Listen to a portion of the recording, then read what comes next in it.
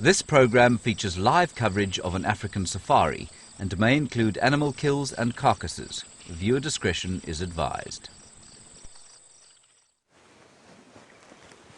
Welcome to a very warm Djuma private game reserve.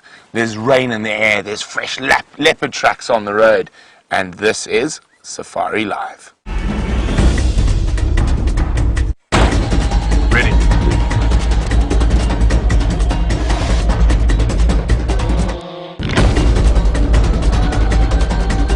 Standing by.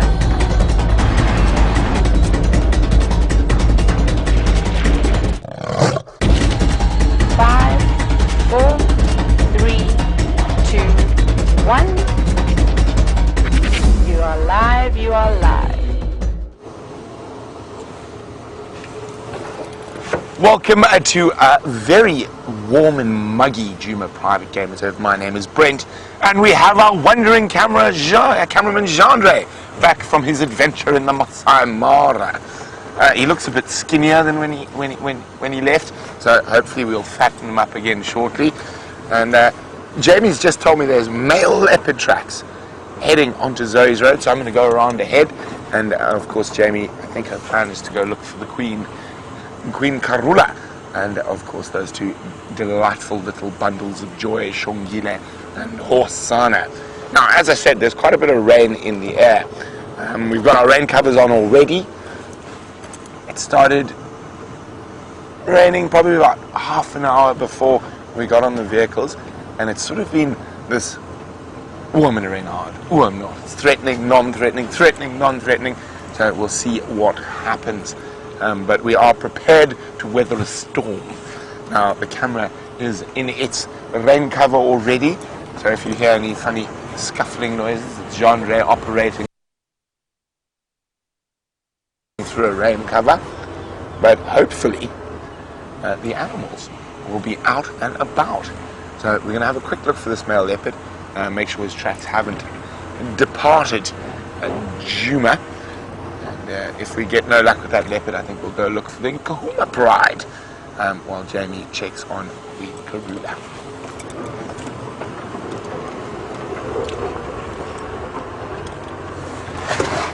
So if it is Tingana, his general route is up onto Zoe's, and then either he heads straight south or he goes west. So we're going to cover the southern section first.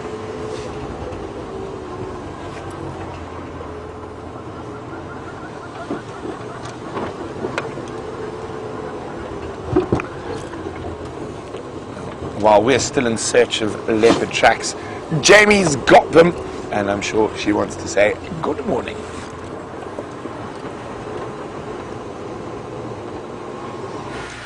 Good morning and welcome on the Sunrise Safari. My name is Jamie. This morning I have VM on camera with me, and Brent is absolutely correct. We did indeed have leopard tracks. I'm just checking to see where they've gone, and I think it might be a really nice idea to head back to where we had Karula expected them to. I'm travelling along Zoe's road, and there's absolutely no sign of him here. And we're going to head back. So yesterday evening, at the end of the sunset safari, Taylor was on her way home and bumped into Tingana, and he was definitely looking very hungry. So she showed me some pictures of him, and he's still a little bit empty-bellied. So the last time we saw the big dominant male leopard of this area, he just finished mating with one of the females called Shadows, Karula's oldest daughter, and he was looking like he needed a meal. And I don't know if he didn't manage or what happened, but he's still looking particularly like he could use a good breakfast. And perhaps he decided that joining Karula for a free meal might be the way forward. That's what we're going to do. We're going to go and check and see whether or not he didn't pop out there. Now bear with me one moment, because I know that Brent is wanting to follow up on these tracks as well, and I just want to contact him on the Game Drive channel so that I can communicate to him that I've lost them. But I think they're going that way. I think they're going straight towards that kill. Brent for Jamie. There you go, you can listen to our conversation. Standing by. Oh. Brent Brent, these Nkonzo, from what I can see, don't carry on along main access. It looks as though he cut north. I'm just going to go and check that kill just in case. And there's no sign of them on Zoe's either. Okay, copy. I'm going to do part of planes and then I'll head east of Buffalock boundary. Copy. They might carry on along main access. They have been driven over, so they must have been from early last night, from when Taylor saw him.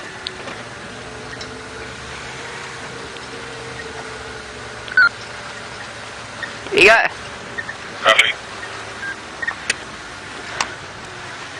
So, nice way for us to just coordinate the search. We're going to head across and check up on Karula, and Brent's going to go a little bit further to the west. So he's essentially looping where I last had the tracks to see whether or not Tingana pops out somewhere there. This is one of his favourite patches. He often walks along Aubrey's Road, so there's a chance of him being there. I'm going to check very carefully, because he's definitely a hungry, hungry boy. So yesterday on the Sunset Safari, while we're driving along towards Gallagher Shortcut, we've been chatting for a good few days about the unpleasant smell that's been hanging around this area. And I think we finally found the source of it yesterday on the Sunset Safari. I didn't chat about it because we were caught up in Karula and the sighting with Karula, and we saw her and her little boy, and I think the little girl was somewhere there. But Viam, while we were making our way into that sighting, spotted a tail of a buffalo, a relatively fresh-ish tail of a buffalo. And I think after all of that, I'm relatively certain it was our poor injured buffalo that Taylor followed for a few days, that had a lucky escape from the lions, but unfortunately for him, didn't escape soon enough, and I think he actually succumbed to his injuries. Now there we have the answer to the strange smell, for those of you who've been wondering, the strange smell that's been hanging around Gallagher for the last week or so. The hyenas have finished him off, but they left a little piece of his tail behind. Right, back onto Karula, because I know some of you were concerned yesterday about the fact that we didn't see Xongile, her female cub. I chatted to Herbert last night, and he tells me that she was definitely there. He tracked 3 leopards crossing into that direction, in towards that kill. So she was there. It's such an awkward place that I think we just couldn't see her. And she obviously wasn't feeling as hungry as her brother. Which is fair enough, he's a lot bigger than her, going through that voracious teenage stage.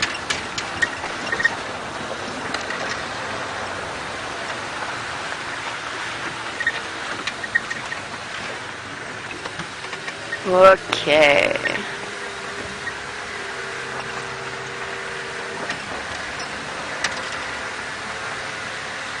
Right, it's a tricky spot that Karula's kill is in. I'm going to make my way in there. In the meantime, let's head across to Brent, who's got the first mammal of the morning.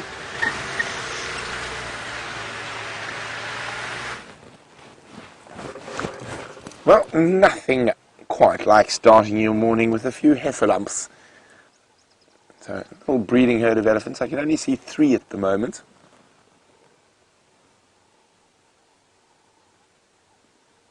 I'm trying to see if I can hear a few more.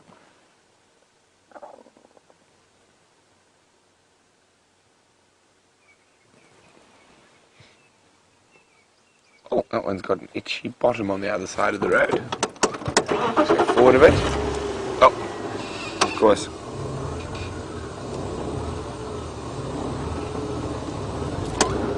Here we go. Well, he stopped scratching his bottom. He was using the closest combretum. Little boy. Oh, there we go. You can see some more in the background. So more than 3.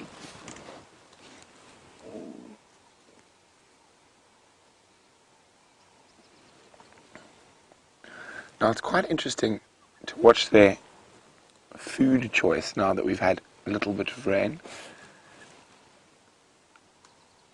It hasn't changed that much. So that tiny bit of rain hasn't really helped the eddies too much. And there is some flush on certain tree species when the grass isn't long enough for them to pluck, although they have been trying. But still the majority of their diet is made up of trees and bushes. You can see, there we go, look at it. sniff, sniff, sniff, sniffing. Remember, this is a live African safari, and you can ask us questions about what we're seeing on the hashtag Safari Live on Twitter, or pop an email to questions@wildearth.tv.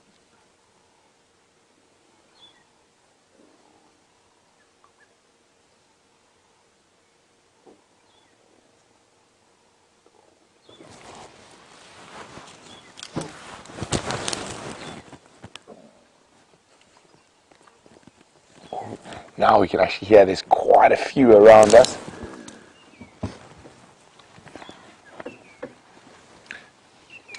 Sarah in Georgia is asking about those right there. What are those blooming flowers? And wait as Genre gets a bit closer. There we go. It is the baboon's tail. Almost always one of the first to flower at the end of the dry season. And so the baboon's tail is a type of lily. And there's literally areas of Djuma where the floor is covered in those beautiful flowers. You can see not much eats them, more insects and things like that. You don't really find elephants or any other large mammals partaking in baboon's tail.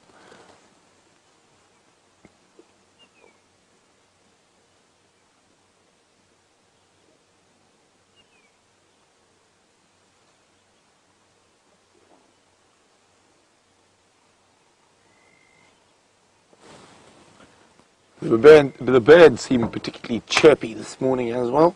They're enjoying this warm, muggy weather. Oh, there's a big tick on the back of her ear. As she flapped her ear, we saw there's one of those big, large ticks. Of course, now she's not flapping her ear.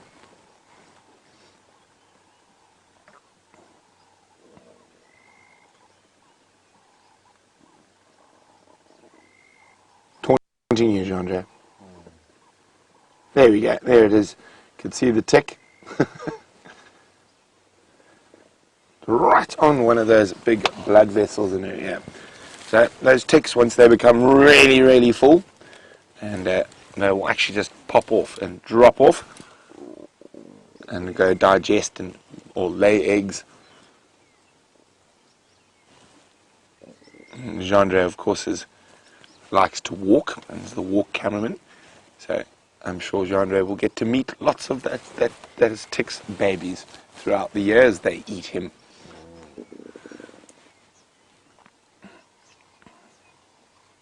Speaking of babies, and far cuter than a baby tick, is of course a baby elephant. It's probably, just under a year old.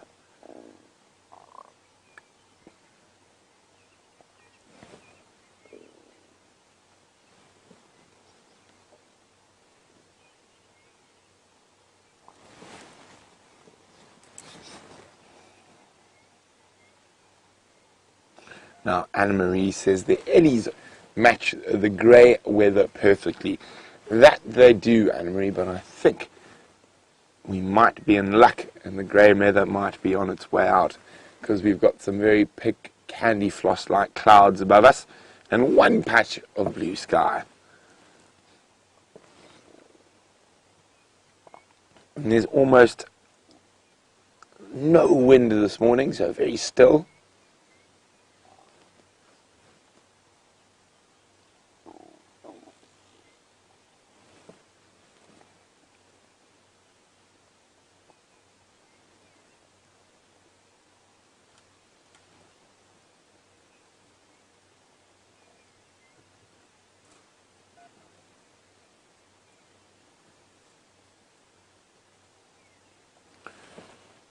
Actually, elephants are probably spread out, from what I can hear, about over 1 kilometre. I saw some on the crest behind that female. You can hear them all the way down to, it sounds like, Shabam Road. So a lovely big herd. And hopefully they start moving towards a waterhole. And it seems to be general direction heading down towards quarantine. very slowly though while they feed. So while they're feeding, I think we're going to let them be. Oh, let's watch her break that branch first.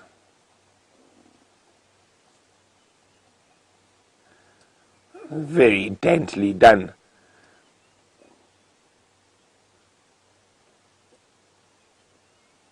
And there we go. Spin it around. Remove the bark.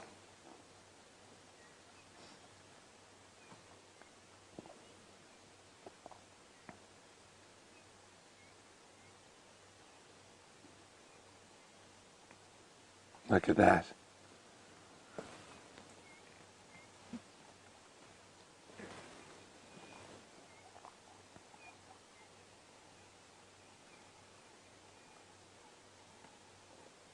Okay, elephants, we got leopards to find, so we're going to keep moving along, see what else we can see. I'm pretty sure we'll catch up with this herd later.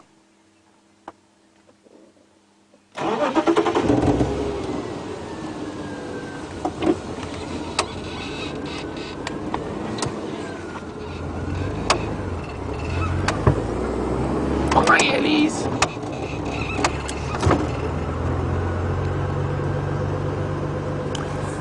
Good morrow, Robin in San Diego. Now, Robin is wondering, does the baboon's tail flower have a scent? It does, not particularly strong scent though. Now, there's just been enough rain here today. I've forgotten the word. There's a very fancy word for the smell of rain, although it's not actually. Thank you, there we go, genre, petrichor. And it's actually what you're smelling is the moist dust or moist sand. And it's just that wonderful smell throughout this area. The temperature seems a bit cooler up here as well.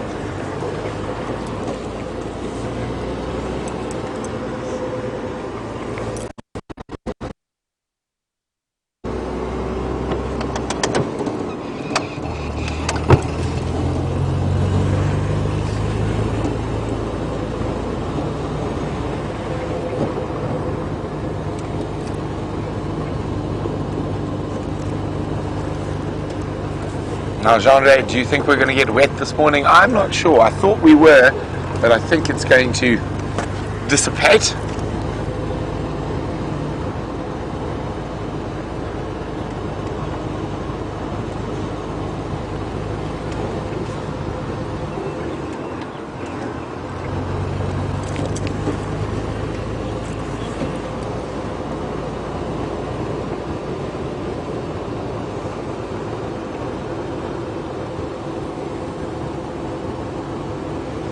Of course, with a little bit of rain comes the wildflowers, and Angela in Missouri is wondering, are there any particular flowers that animals prefer to eat? Oh, from one tusked grey beast to another. Angela, I'll get to your question in a second. But we've got a wonderful male warthog. Now, very distinguished looking fellow.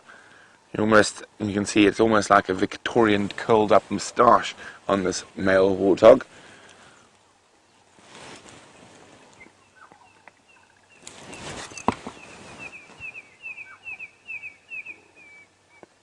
There you go. He's enjoying the new flush on the grass.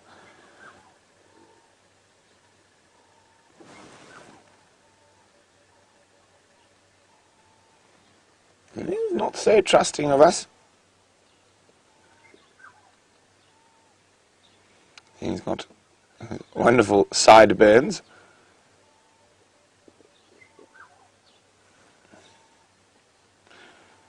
Now, often you will find warthogs will drop to their knees. And you see their front knees, you can see that quite developed there. So there's a hardened piece of skin, a pad on those front knees, that it actually starts developing in the womb. So, a special adaptation.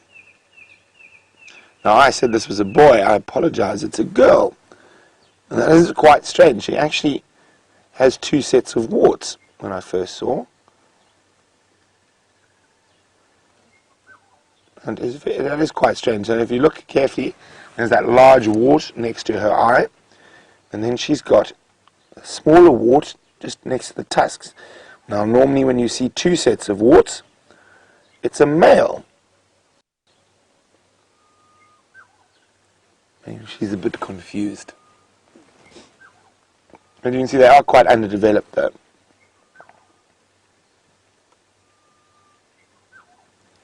Or she's just got two little beauty spots.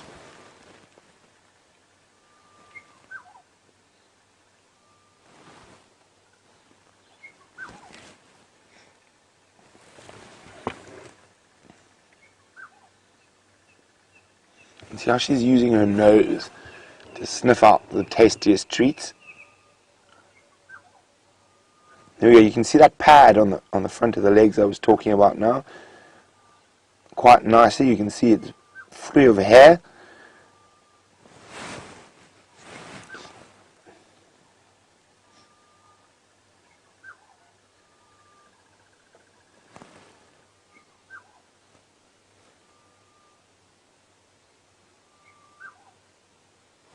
Now you can see those bottom tusks or tushes. Now those are the real defensive weapons. You can see as she eats they rub up against the top two more impressive tusks, but those bottom tusks literally are sharpened every time they rub up against her top tusks, and they can almost have an edge as fine as a razor. Now, quite interestingly, warthogs, although they generally prefer grass, when I was at home, I watched them feed on carcasses quite a lot. So, a pack of wild dogs that were leaving quite a lot of meat lying around the bush, and the warthogs were taking advantage of that. Oh, and she's moving off, but I can hear something, which is a very pretty bird. Let's see if we can spot it now.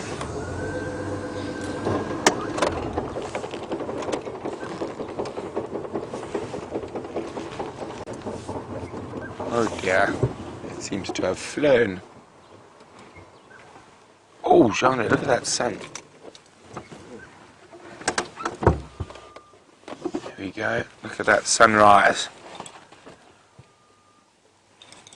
Look at that cloud. Is that a cloud? Yes. Straight through. Just below center.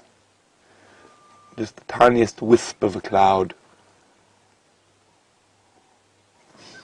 No sunspots today.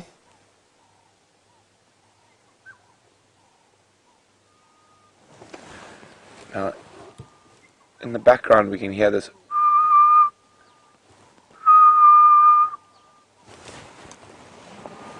Now, in Afrikaans that is called the spookvoël, or ghost bird. And we know it better as a grey-headed bushwrike.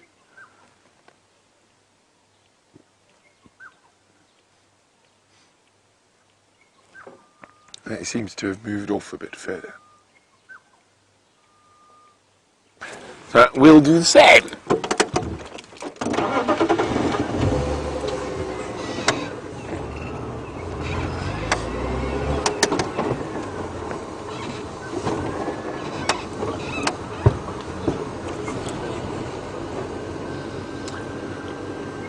I will admit I quite enjoy this temperature we are enjoying this morning. It does mean it could be quite a steamy day, but it is quite nice to wake up in the morning and jump into the car without freezing.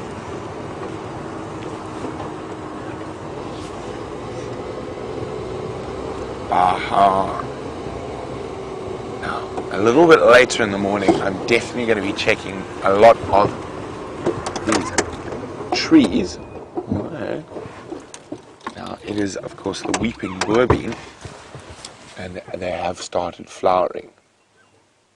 And they do... Oh, there we go, that's what I was actually going to look for, but they've already attracted sunbirds. Let's just... Oh, and some babblers. So up a little bit, John. No, just a little bit higher. Just keep coming. There we go. To the right, here is also a starling actually drinking out of the Cape glossy starling, taking advantage of the very sweet nectar of the weeping boerbean. So these flowering trees attract an incredible array of species. Now if you go up and slightly where that movement was, a little bit, now this is going to, they're very fast moving. Look there we go, a Mariko sunbird. Oh, now, as I said, they're very fast moving. They are very pretty.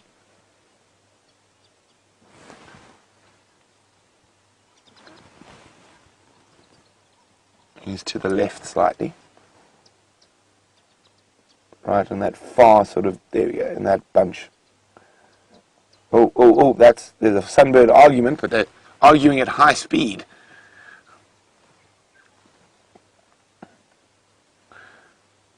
So I've been saying we've been trying to get at least 5 species of sunbird in one drive, which is quite the challenge, but we will keep trying. There's that Cape glossy starling, and there's a crested barbet to the right also. Now the crested barbet probably has to open up the flowers with that massive beak to get to the succulent nectar, and the tree produces in such large amounts that it actually drips out of the flowers.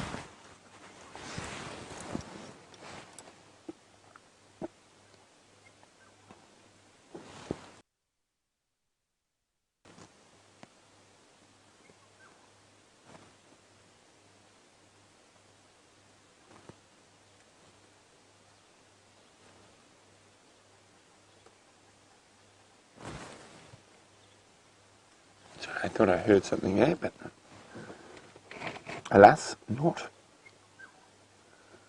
Anyway, so yeah, we're going to be stopping at every flowering boerbean at the moment. There's literally amazing amounts of stuff that can be found on them while they're flowering. Now also they'll attract certain animal species, like baboons and monkeys, who really love the flowers of a boerbean, and underneath them you'll often get nyala and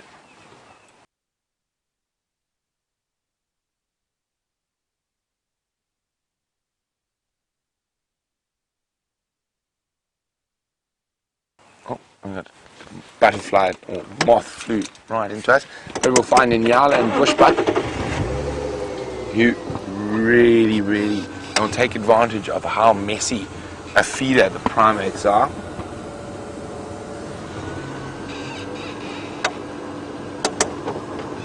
So as the monkeys and baboons feed, and they drop a lot of those flowers down, there's quite a few species that will actually stay underneath and eat. Now, they don't only do it for the weeping boerbean, they do it for sausage trees as well as jackalberries.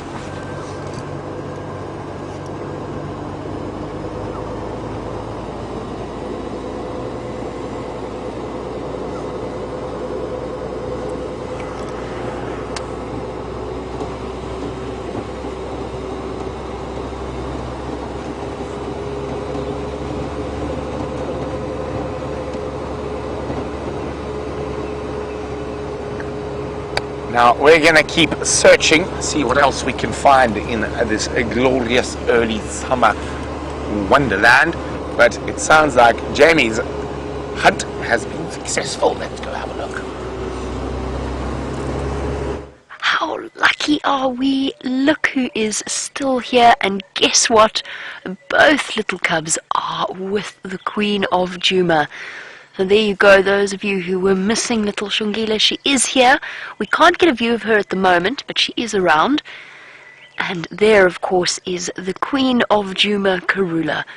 What a fantastic way to start off a morning.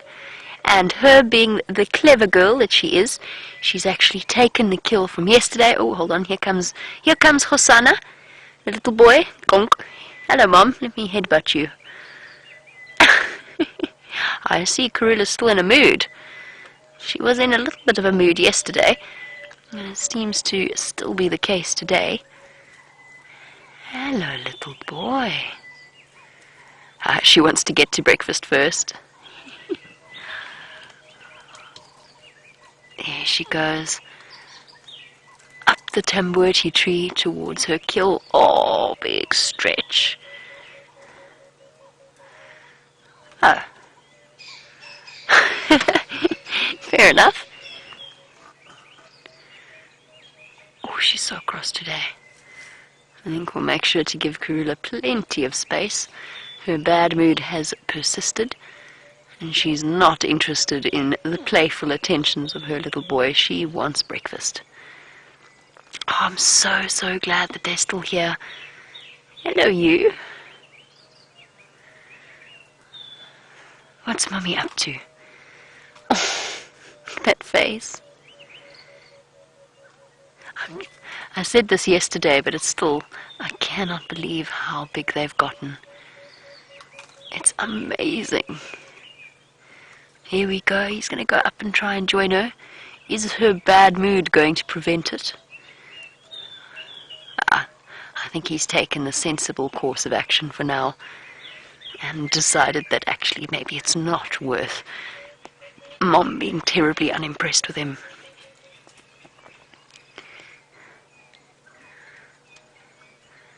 Oh, maybe not. And lying down in exactly the same spot Mom was in. I cannot believe how lucky we are to get to sit and watch moments like this. I can't believe it's the same cubs that we were watching when they were just a few months old. Just a couple of weeks old, actually. Unbelievable. And she's actually made my life a great deal. Oh, hold on.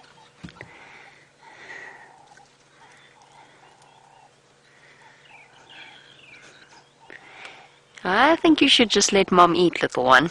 I don't think she'll be terribly impressed with you if you come and try and muscle in.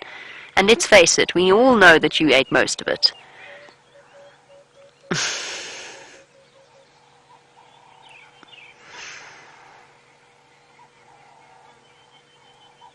Oh, so beautiful. I am very, very glad we made the long journey into the sighting.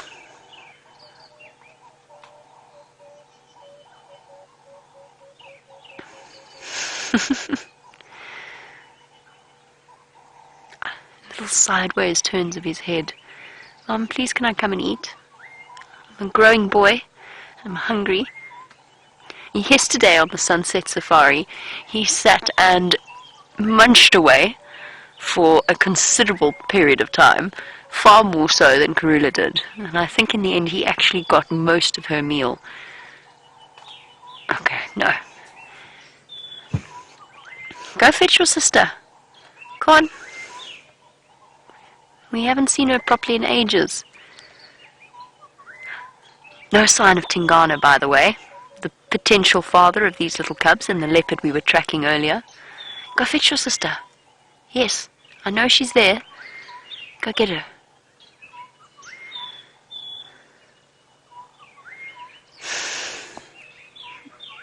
Look at them. Look at him. He looks like an adult leopard. He's lost all the baby shape to his face and to his body. Now it looks like a little miniature.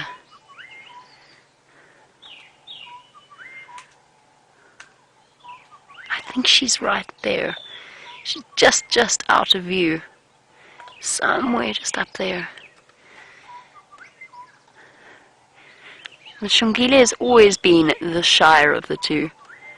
We never get to see her as much as we get to see him. In the meantime, the Queen enjoys her royal breakfast. Not terribly much left, so thank goodness we arrived when we did, because I don't know how much longer they're going to be here.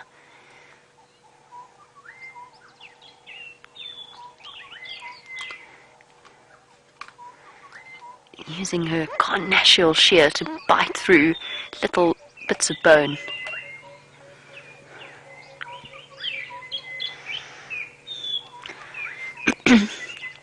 Now as Karula looks across at her little offspring, at her little cubs, Jason, you wanted to know how far I think that Karula Oh, sorry, that Hosana might travel once he has dispersed away from Karula. It's impossible for us to say. It depends on where there's a vacuum. It depends very much. I mean, Shimambalana hasn't moved terribly far. He's just a couple of kilometers away from where we are now. Neither has Quarantine, actually. But leopards have been recorded dispersing, male leopards have been recorded dispersing from KwaZulu-Natal all the way to the Kruger National Park, which is it's a good couple of 100 kilometers. So it really does just depend upon where that particular leopard happens to find some space. And for Karula, that's not terribly much her concern. She has to get him to that point, and after that, where he goes and what he does is his own business.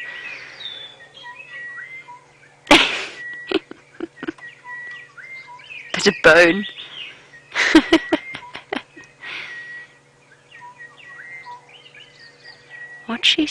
I thought she saw something.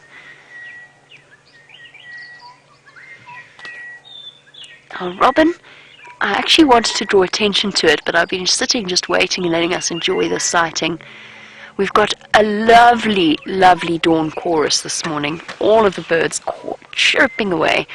The one that you're hearing most loudly, the one that goes, is a southern boo-boo, and we hardly ever get to see them or put them on camera. It'll probably be somewhere just out of view. I'm waiting for it to pop out so that we can show it to you. And there's also a white-browed scrub robin singing, and then my game drive channel, which is singing away in my ear. I've been trying to call in the fact that we've got the leopards, but it hasn't stopped since I arrived here. So that's part of my dawn chorus, but luckily not yours. So the loudest bird you will be hearing is a southern boo-boo, and I'll show you. Oh no, I won't show you a picture because I didn't bring my book because I thought it was going to rain. Sorry, I won't show you a picture of a southern boo-boo. I'll have to show you the southern boo-boo itself. Did you know that, Karula, that was a southern boo-boo?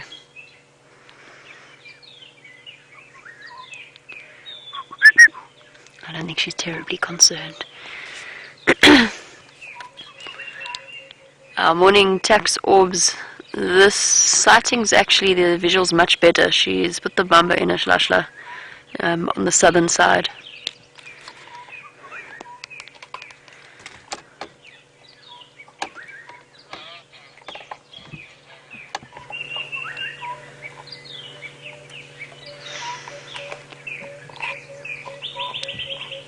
Okay, copy. There's hardly any nyama left. I'm not sure if she'll be here much longer.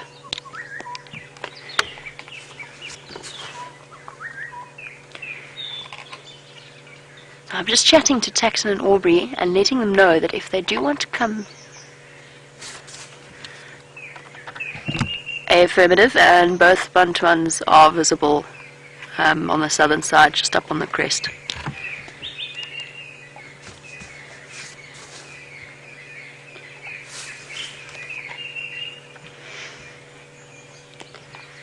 Copy. I'll keep you updated if she does move. Sorry everybody, just letting Taxon know, because Taxon of course has guests that are long-time viewers of our live safaris, and as you can imagine they are exceptionally excited to see the Queen of Djuma. I'm just letting Taxon know that the sighting is massively improved on yesterday, where it was very, very difficult to get around and to see them. But our lovely Queen has decided to make life a little bit easier for us. And, clever girl that she is, has protected her kill from marauding hyenas.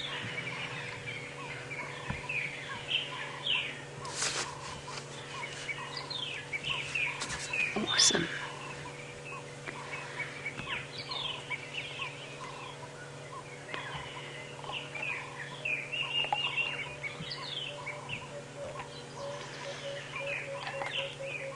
And we often talk about the fact that, and occasionally we even see white leopard scat, and we talk about the fact that although they don't quite have the bone crushing ability that hyenas do, they do eat small shards of bone.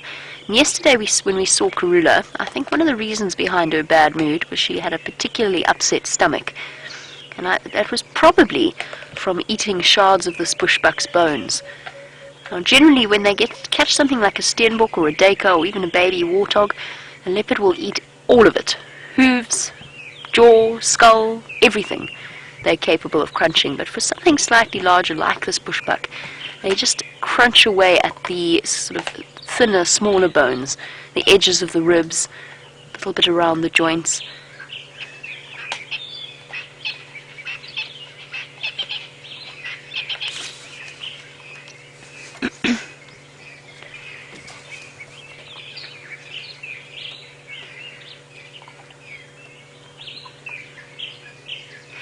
And Ken, welcome to the Sunrise Safari. I'm so glad that you have a chance to see this incredible sight in front of you. Oh, I love it when she looks straight at us. It's incredible. Now, Ken, you want to know how old they are. Karula is about 12, nearly 12 and a half now.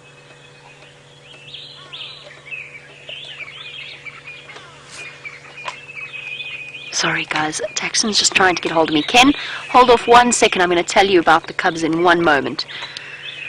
Tax, maybe if you come from that 2-track that runs off Gallagher's shortcut, perhaps there's a way in from there. I haven't tried.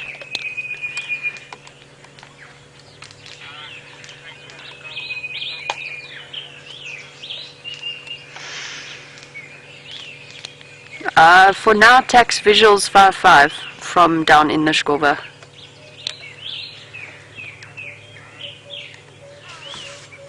So Tax is just trying to decide which way he goes, which way he should go in terms of getting the best possible view for his guests, because yesterday they didn't have the best sighting of all of the cubs. So Ken, she is 12 years old, nearly 12 and a half. That makes her not old for a leopard. What's she looking at? Such an intense look.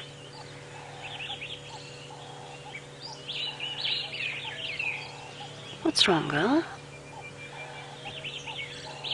Okay, relaxed again. Her cubs, that I'm going to reposition in a moment to get you a chance to see, once Karula decides to shift around. Her cubs are 8 months old on the 2nd of October.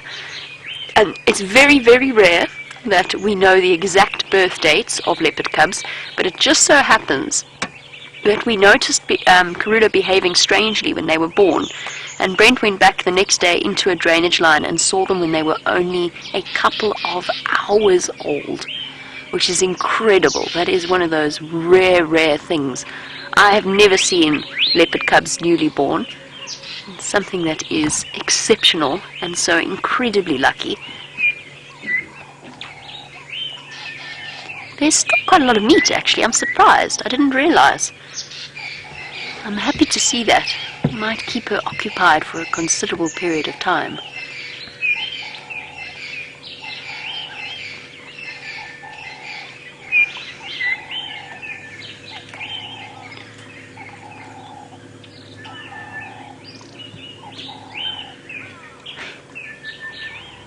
Oops.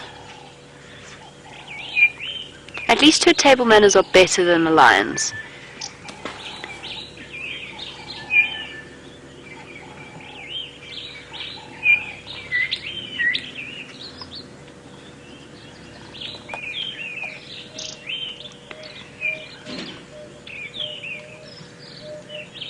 Now, Jason, one of the things that I was going to do after checking up, if these leopards weren't here, is to go and check whether or not they'd gone for a drink at Gallagher Pan. So yes, it is likely that even during the day they will go and have a drink after a meal like this. Yummy. Actually, it doesn't look too bad. So Jason, yes, leopards are curious things. They're actually active. Most of my leopard sightings, I think if I did a tally, at least 50% of my leopard sightings would be random encounters right in the middle of the day. They'll head across even during the day, and although leopards don't need to drink, they do like to drink. What are you up to? What's going on? Sorry, hold on one moment. taking my earpiece out.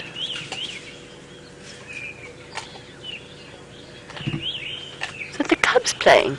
He's Texan. Is he coming from the south? Mm-hmm. Ah. Interesting approach.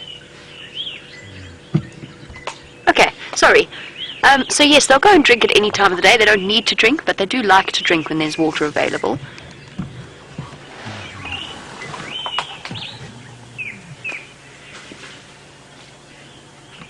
What did you see? One of the cubs coming down? Yeah, but... Gone into a difficult patch. Should we go backwards a little bit?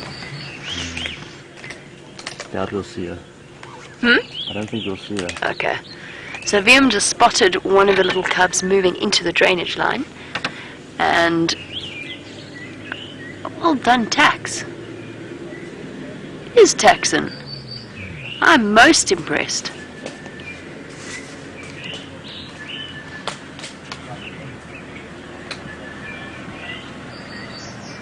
Oh, it's Aubrey.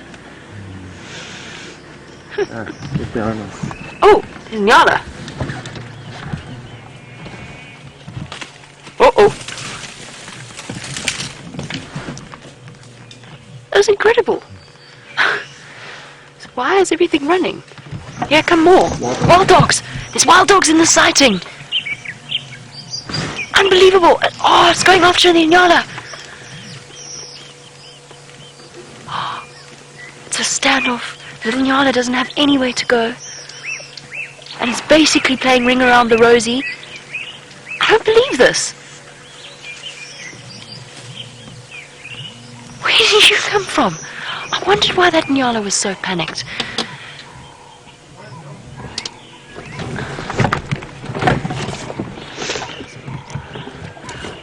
Unbelievable. Karula's watching where they're going. Let's go find them.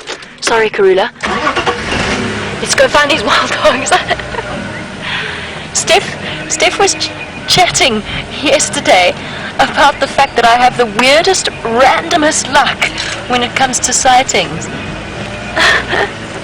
I don't believe this.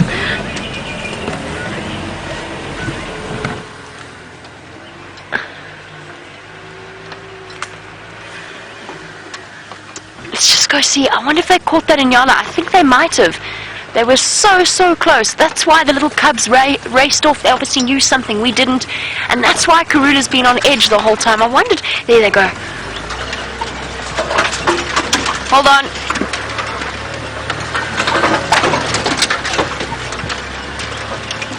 Sorry guys, I've got to listen to my Game Drive channel now. Here goes the bouncing wild dog. Unbelievable. And they're off. Once again. They got it, they got it, they got it. They got the Nyala.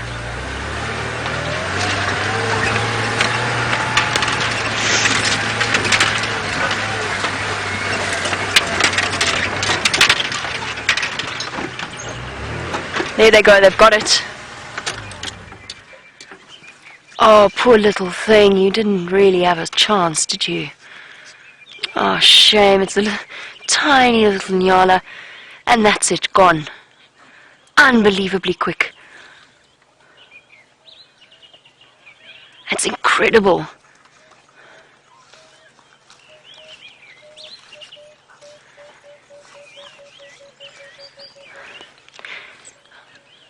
Oh, what an incredible morning. That's unbelievable.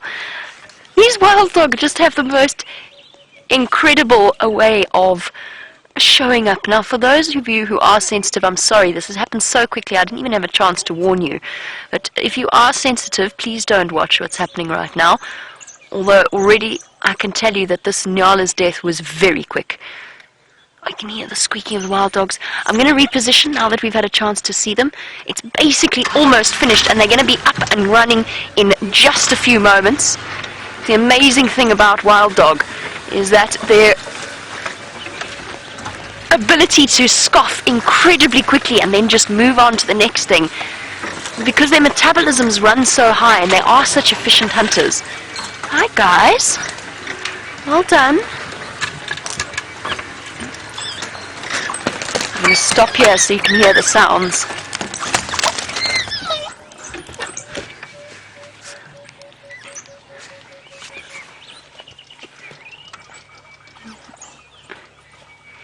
You can see their excitement of the tails up.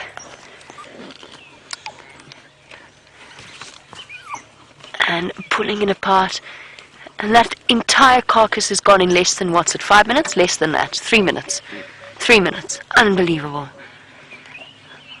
I think this is the 3 of them, the dispersal pack from the lower Sabi pack. But we've got to be careful of making that assumption. So for those of you who are taking screenshots or who are still watching, please take screenshots and send them through to #SafariLive of all of them, all 3 of them.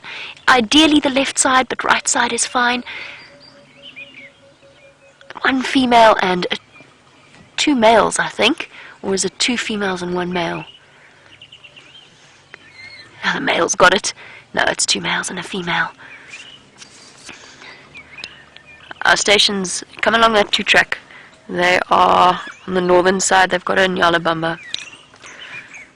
Their tails up, wagging. Very, very excited about the fact that they've got breakfast. Shame, not a good morning for that poor little nyala. It did not stand a chance. But an amazing morning sighting for us. Now, for those of you that get or are concerned about Karula, I'm going backwards now. Please don't be, or her cubs. This is not the first time we've seen a sighting where wild dogs have come running in and encountering leopards, and the cubs have been straight up into a tree and safely there in no time at all. So we don't need to worry that these animals are no longer a threat to Karula's cubs. They're big enough and old enough to look after themselves.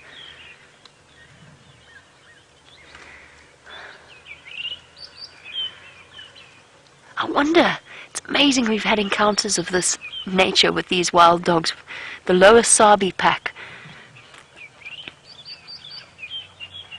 They dispersed all the way from a pack that is in the southern Kruger, and unfortunately the rest of their pack succumbed to an outbreak of canine distemper, which is one of the things that has made wild dogs one of the most endangered species that we get out here.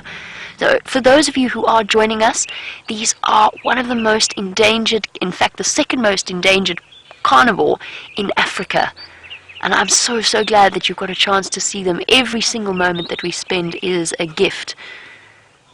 Oh, no, that's not going to be very yummy. Ugh. Yuck. Stomach contents.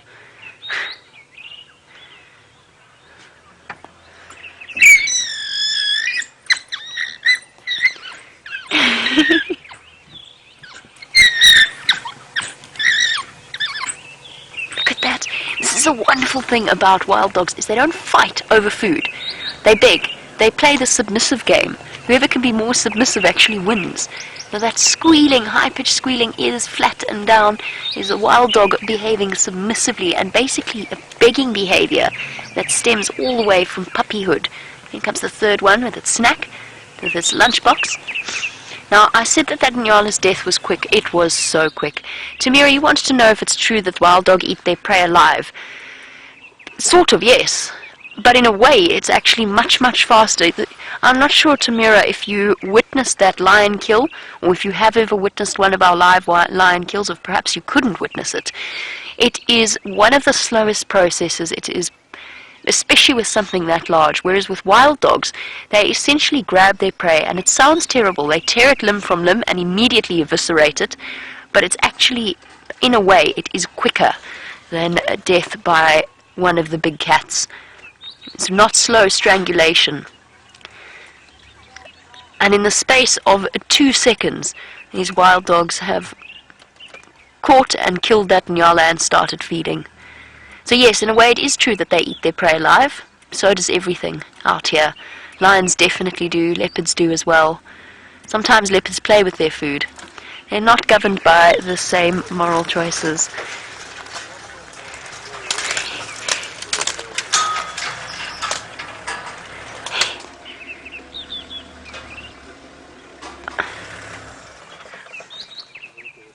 Morning. I'm just saying good morning to Tax and his guests, who look positively flabbergasted at their luck.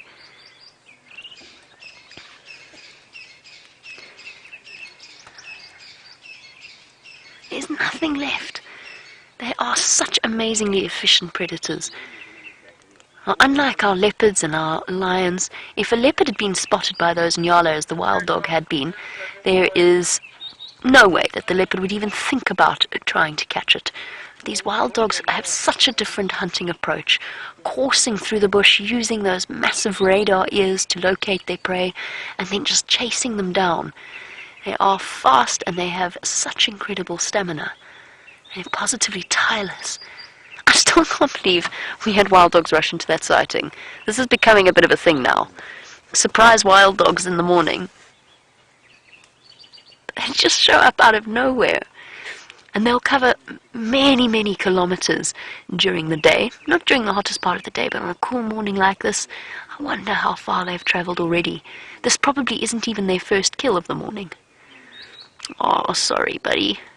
No. No, that's not going to be nice. Not going to be nice at all. So this is a dispersal pack, which means that they, I think it is anyway, which means that they actually haven't reproduced this season. But most of our wild dog packs actually have pups around and about in different areas. Oh, look, that one's got an injury, actually. That was probably during the... Or is it just a little bit of blood that's... No, I think it's just a little bit of blood that's come from the kill. I don't think it is an injury. So a lot of the wild dogs packs have actually had puppies, which of course any population boost for these amazing animals is an absolute boon.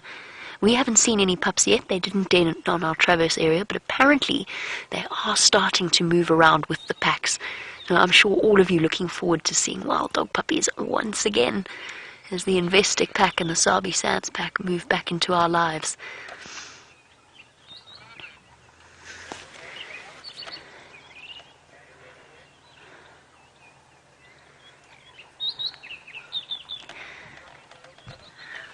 I've commented a lot about the speed with which these wild dogs have finished off the kill. Lind, you wanted to know whether or not I think the wild dogs will get sick because they bolt down their food so fast. And of course, when we're kids, we're always told not to eat too fast or we'll make ourselves sick. Well, some of us don't always listen, but that's a different story. No, it won't make them sick. It is what they're adapted to. Their stomachs are adapted to deal with it. They have to do it. But interestingly enough, on the subject of being sick, if they had pups, or if there was an injured or a more submissive member of this pack, they would actually go and regurgitate the meat. It's the way that they... One of those incredible things about wild dogs, they actually transport food for other members of the pack, particularly the mother of the pups and the pups themselves. And if they did have an active den site, they would go out hunting, run back with stomachs full of food, because that's the safest way to transport it. Rather than trying to drag it or carry it, they run back with a stomach full of food, the pups all come running out, and they go up to the individuals and they beg, and the dogs automatically respond by regurgitating their food. And then the pups can eat them, and it's something I've got to see many times, and it's incredible to witness. It's the wonderful thing about these wild dogs. They might look like fearsome predators now, with their faces full of blood and eating intestines, gross, but their pack structure and the way that they interact with each other, I think, is one of the most beautiful things in nature. Only the alpha female and male breed. The whole pack is sort of geared towards helping her and helping them survive. And I love the fact that a lot of their interactions are governed not by aggression, but by submissiveness.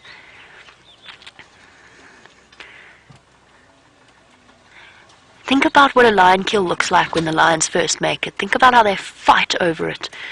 Wild dogs are the opposite. Now, Aratus, while our wild dogs attempt, I think I'm wrong, I think this is their first meal. Aratus, yes, that is why they eat so quickly, to avoid the attentions of other scavengers, to make sure that they don't come through and steal their prey. Now, guys, at some point we are going to have to leave this sighting. There are other vehicles on the way. I'm just going to jump onto the Game Drive channel quickly. Our station on standby 1 for Dutch for Jamie.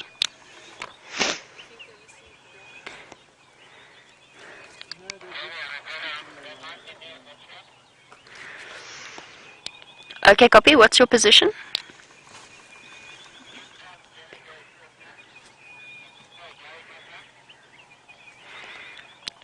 Copy. When you get to the entrance to the 2-track, just let me... Actually, when you start making your way along the 2-track, just let me know. I'll pull out for you.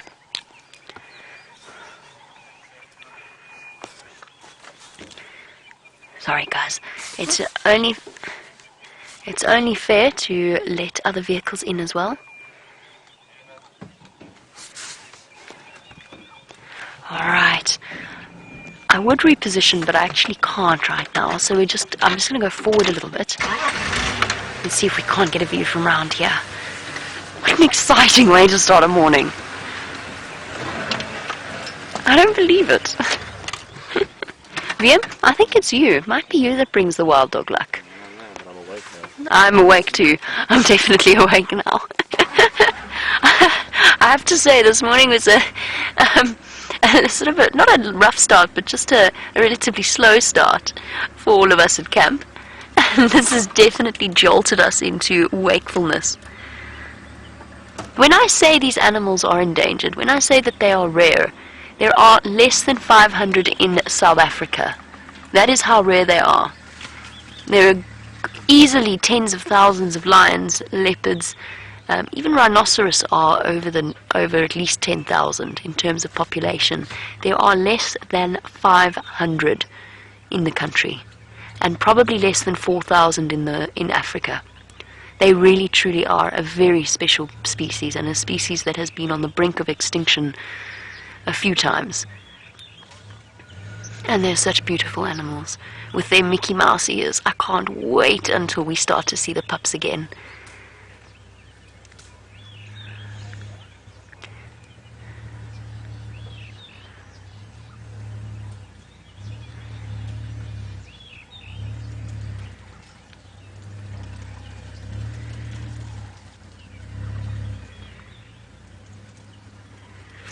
Now, Aritus, you were wondering, if we had packs of wild dogs, in order to help the population, whether or not the Sabi Sand would considering attempting to introduce 2 packs together to essentially aid breeding, to introduce them to each other, help them find each other. And the answer is probably not, no. In smaller private reserves, in closed systems, this is an open system, it's a massive open area. In a smaller system, yes, it's possible that different wild dogs would be introduced, although it's very difficult to do. You've kind of got to let them, because they don't necessarily form a pack all that easily, you kind of got to let them figure it out for themselves. That whole process is, I wouldn't say it's not well understood, but it's definitely, in a way, we're very bad at doing it ourselves, or artificially engineering packs. It can be done. But for the most part, in an open system like this, where we've got a big population, and I mean, the population here numbers about over 190, hopefully, fingers crossed. I don't know exactly what toll the death of the Lower Sabi pack had on the population, but we have got new pups. So no, they probably wouldn't in this system, because they've got enough space, they've got enough members of the population to move about and find their own buddies. And going back towards Karula, again, as I said, they're not a threat to her at all. She'll be absolutely fine. She's not a threat to the cubs either. What a bizarre way to go about a morning. I wondered why that nyala didn't even blink at the fact that there was a leopard in the tree. I wondered why it went racing past. It almost knocked Karula out of the tree. That's a very good point for him. I wondered. It didn't even alarm call. It just kept running. Okay, guys, now the sightings are converging between the leopards and the wild dogs. I'm going to just stick back a little bit to let Taxon and Aubrey go in first, because ideally the leopard sighting in that drainage line is only a 2-vehicle sighting. So if it comes down to it, because I've been here the longest, it will be my turn to leave. Everybody duck! Watch your heads!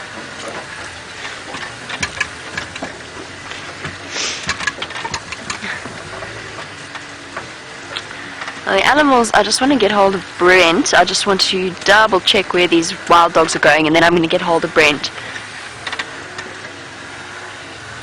Yep, they're already on the southern side. They've gone straight towards where the cubs were. As I said, not a threat. Those cubs are a little bit worldly wise. Okay.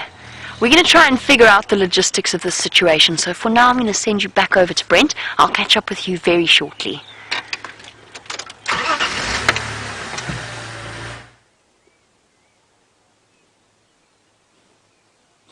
Oh, hello.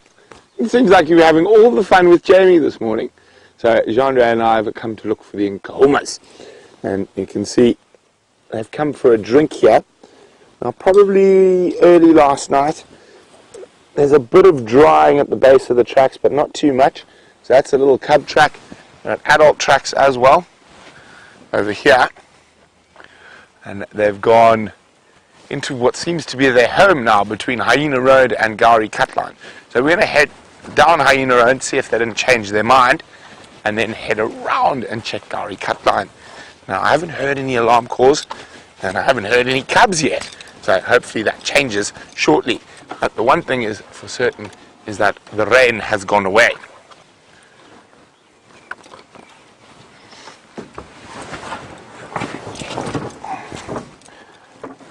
And I would be lying if I said I wasn't jealous of the wild dogs this morning.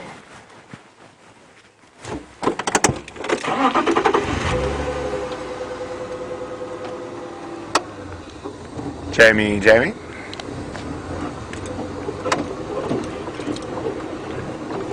You looking for me?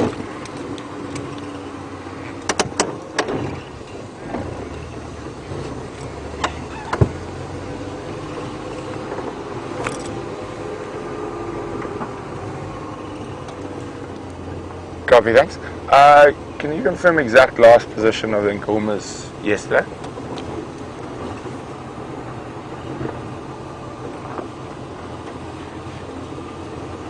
Okay, so I'm just trying to find out exactly where they were. I know they were in this area, but for me the most fresh tracks are heading northwest.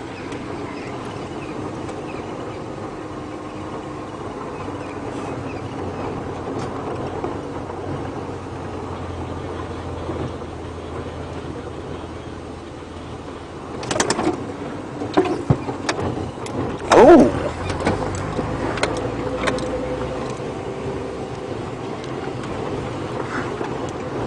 Copy, thanks, obviously I'm on Hyena Road. Okay, so of course at the moment we've got quite a few honeymoon couples that are around with the lions. Well, Amber and Snarl, what's it, old Fang with this split lip, and then of course Hole in the Face, and the youngest lioness. But while we keep checking around for these lions, let's go back to my favorite animal with Jamie. Shame. The only thing that I feel is a pity this morning is that Brent wasn't with us, because we know how excited he gets around wild dogs. And our wild dogs are slowly moving off into the thick bush, and I think we're going to keep trying to stay with them, but I can't cross, so I'm just waiting for Taxon to get to the other side. Oh, they're going straight towards Galagopan. I'm hoping that we actually might be able to catch up with them as they go and drink. Karula's still in her tree. I'm going to go down a little bit so we can see her now that the wild dogs have moved off, but I am definitely going to have to leave this sighting. Oh, I wondered why we weren't going anywhere. Handbrake.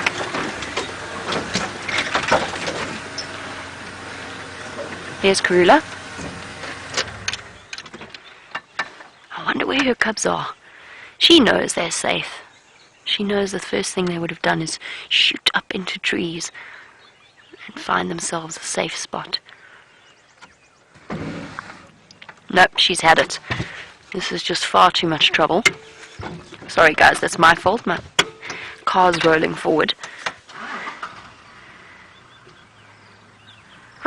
she's up, she's off. Thoroughly unimpressed with her morning. It's exciting for us. Karula not terribly happy with the whole process. It's always interesting how trusting these animals are that their cubs are fine.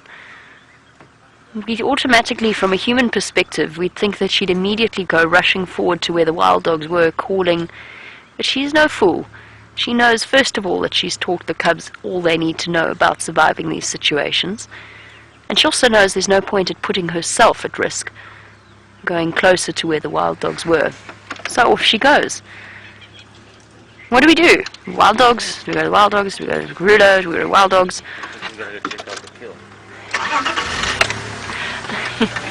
The wild dogs have moved very fast, and they're moving through not very fast, but they're moving through very thick bush. She's checking out. She's going to check out the kill. That's amazing. You're right, Viam. Do this backwards. Whoa, big tree.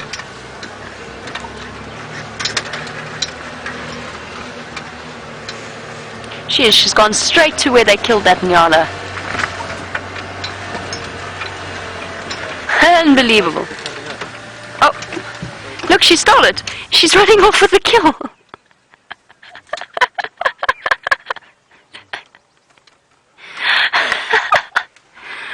You clever girl. This is incredible. How amazing is that? There she goes. She's already on the other side of the drainage line wall. That's how it's done, ladies and gentlemen. That's how it's done. I'm so impressed with her.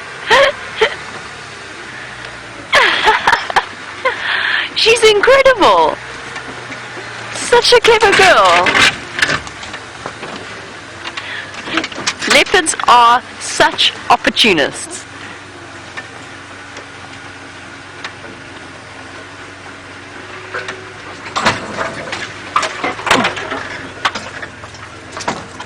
Where are these cubs? I can't believe this.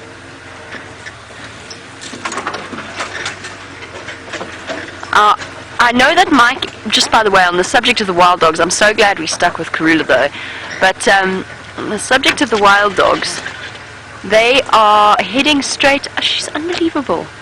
You are such a clever girl. I will reposition, but for now we've got a little bit of a view. She's already up the tree with her kill. Or should I say the wild dog's kill. Why, yes, I will have 2 breakfasts, thank you. Nyala bushbuck buffet. Yes. Nyala and bushbuck buffet, says Viam.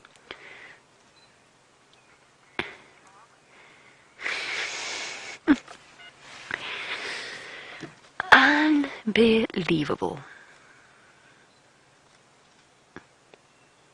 You clever, clever girl.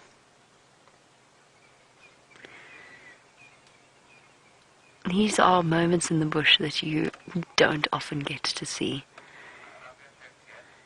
Incredible.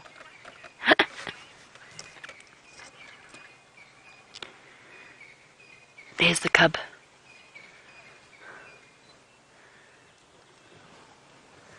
You see it at the top of the tree. Where is it? There it is. There we go. Hey, see? I told you they were fine. Little spotted cat right up in the top of the tree, away from the wild dogs. Hey, little one. It's quite the morning you've had. It's okay. Finally we get a chance to see little Xongile, and she's right up at the top of a tree. It's okay, girl, you can come back down. I think they're gone. Or perhaps she can see things that we can't. What an amazing morning. Unbelievable. Now, James Richards, you were wondering, you wanted to refresh your memory about the radius of sightings in terms of when they're 2 separate sightings and when they are 1. It's different. It depends on... She's back down. Sorry, I will answer that in a moment. I'm just trying to listen to the Game Drive channel. Poor Mike wants to find the wild dogs, but he says he can't hear any vehicles, but that's because none of us are moving. Which is, where's she going? Sorry, James, I'm distracted because it's been such an incredible morning. I will answer you in a moment. I just want to see what she's doing. I can't believe it. I think she's going back for more. I think she's going back to see if she can find more. She is. That's what she's doing. Slinking back up. While her daughter's stuck up a tree, she's going grocery shopping. So James, it's in terms of separate sightings, it's dependent on a couple of things. The animal, it's not governed by a set radius. So in that sighting, I would consider it to be one sighting. The wild dogs were never far enough away. They were probably at their furthest, about 100 meters away from Karula. It's particularly sensitive with 2 cubs involved, and you've got to be very, very careful about the way that you'd handle it. In terms of not interfering with their senses. Should we go follow her, or do you think she's going to come straight back? I think she's going to come straight back. For now, Xongile is about to jump, or thinking about coming down out of the tree. I'm going to go forward a little bit. Hold on, Via. I'm just going to try get you a slightly better view. So you're usually looking at a situation where 2 sightings are separate when you can't see the other animal from one sighting, if that makes any sense. So, for example, if you've got, I thought she was going to come down. Nope, just finding a bottom rest, little seat. So if I was sitting in the sighting with Karula and I couldn't see the other vehicles going towards the wild dogs, that's when it would be a separate sighting. But it is situation dependent, and it's up to the person in charge of the sighting, which in that case would have been me, or was me, to make sure that people don't come streaming in from all directions. Where are you, Karula? I'm sure she's coming back. I'm sure she will be.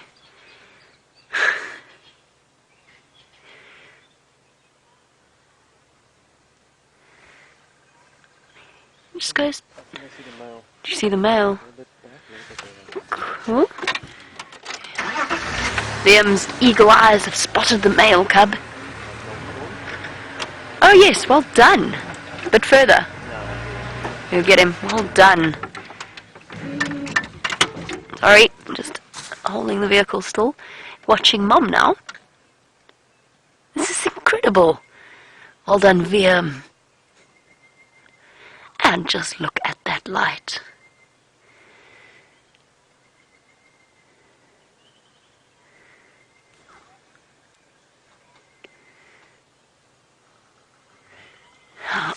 Jason, you were wondering, did Karula steal that leopard kill? Where is she? She's coming through. On her way back. There she comes. Did Karula steal the wild dog kill because there's more meat on it? And if so, why did the wild dogs abandon it? Yes, there's still meat on it, and it's differences in approach to eating. So wild dogs, we spoke about how they scoff. They don't spend too much time around a kill before they move off. It's one of their defensive strategies to make sure that they don't come into major conflict with scavengers.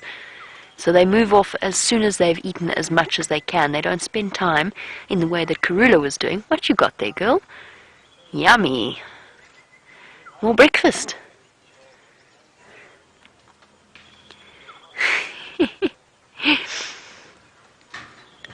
Amazing. She's going to pop up into this tree again. Or is she going to... I think she's settled in the drainage. No, there she goes. Oh, look at that shot. That's incredible. You're such a clever girl.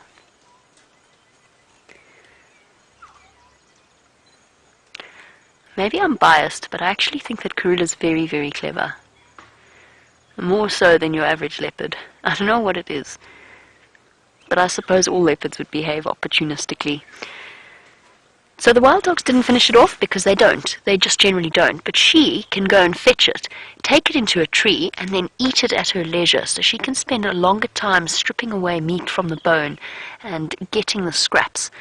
it's kind of like the difference between white-backed vultures and hooded vultures in a weird way.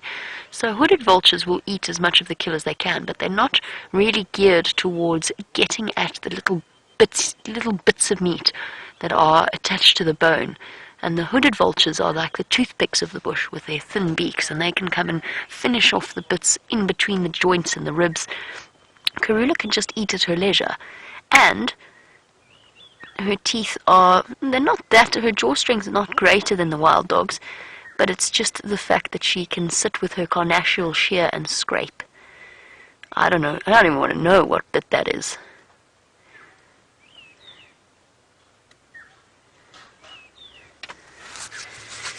I'm glad we made a decision to stay with Karula, because it's next to impossible for us to follow, or it would have been next to impossible for us to follow those wild dogs.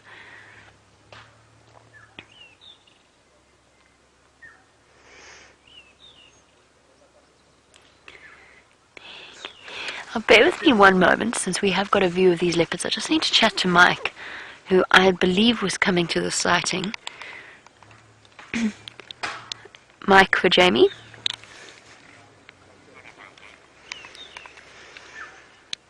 Mike, are you trying to follow up on those Madacha, or are you wanting to come to these Ingwe?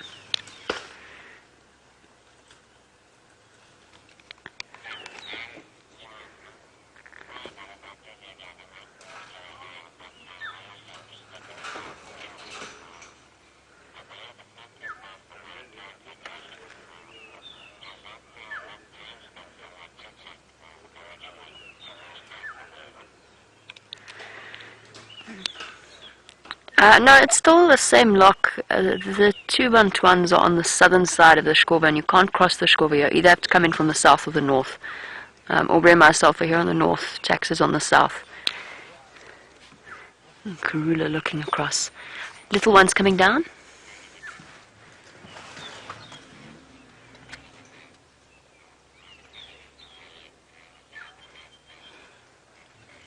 Whoop! Whoop! Whoop!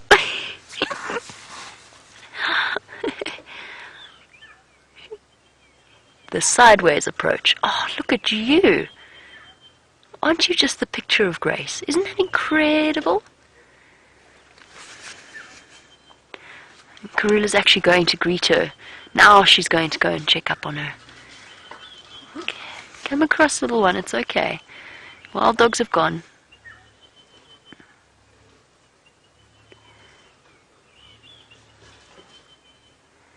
Come on. Oh. Well, that was the theory. Where'd she go? Here's Karula. I thought they were going to have a... Oh, there she comes, there she comes.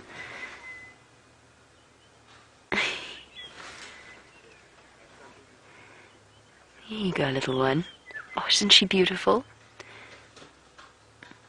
Huh. Not quite the affectionate greeting I was expecting. Little one's just interested in more breakfast. Look, go see what your mom got for you. There's a nyala or bushbuck.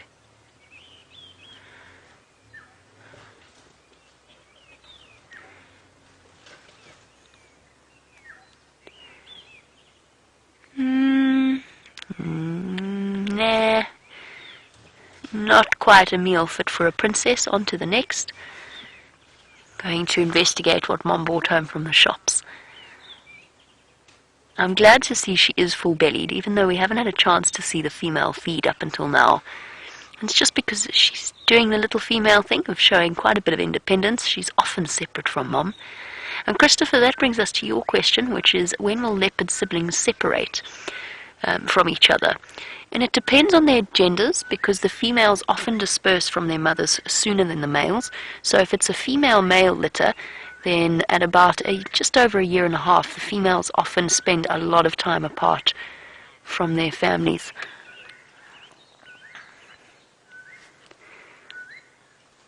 Sorry, guys. Just too much chatter on the Game Drive channel. So if it's a female, as I said, then she will disperse earlier, and therefore they'll separate earlier. If it's two males, they will separate around the time when they become independent, at around 2 years old or just over. But that being said, you occasionally encounter them together still. So they'll separate, and then because they spend their first few months of their independence in their mother's territory or close to their mother's territory on familiar ground. Have you got a leg? Oh. I think there was a slight miscalculation there. I don't think she realized how attached that particular leg was. Ah, okay. Perhaps this will do. The pelvis of the nyala.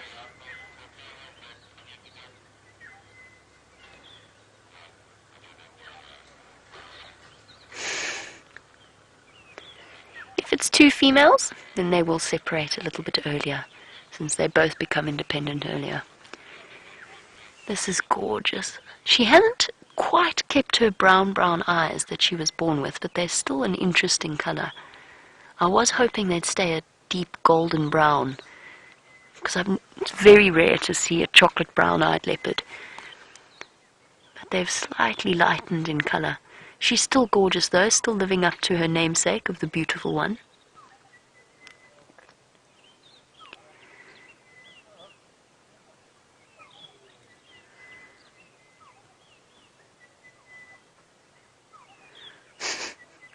She does have her mother's W, doesn't she, on her forehead?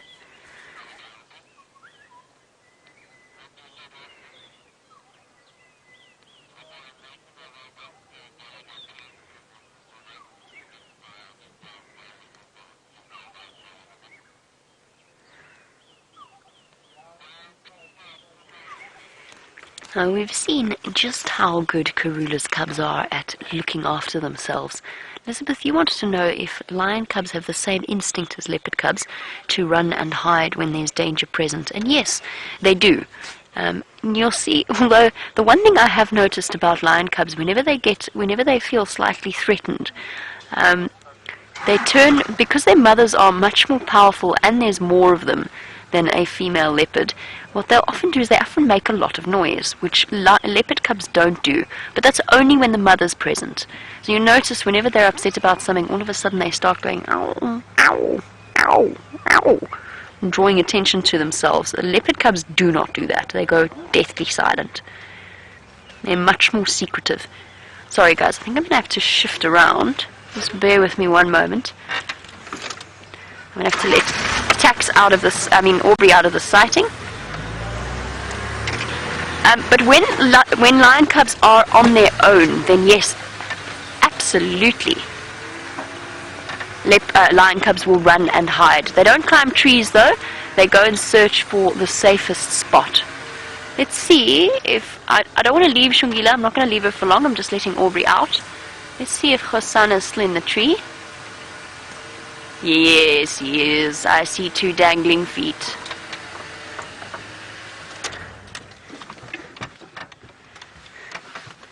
Yes, little prince.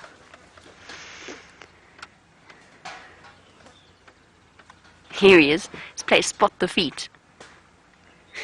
Almost as big as his mother's. In fact, they might even be nearly as big as his mother's.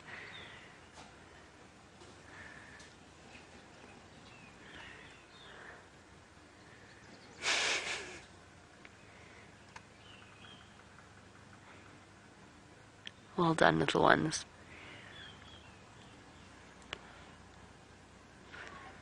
He's decided to have a nap after his scary sighting, or after his scary morning.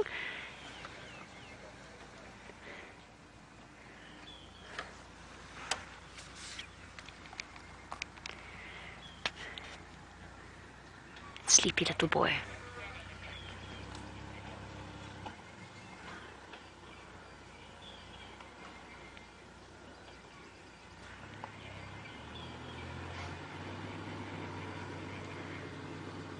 Sorry guys, I'm just listening to the Game Drive channel.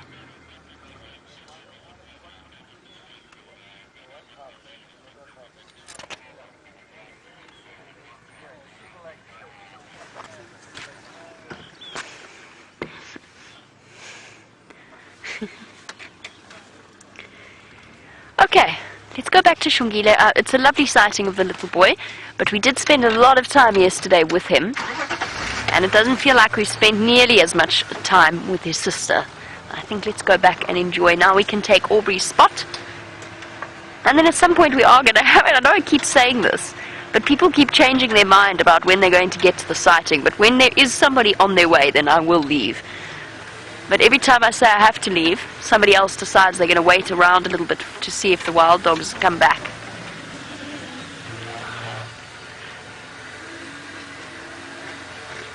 I'm very happy.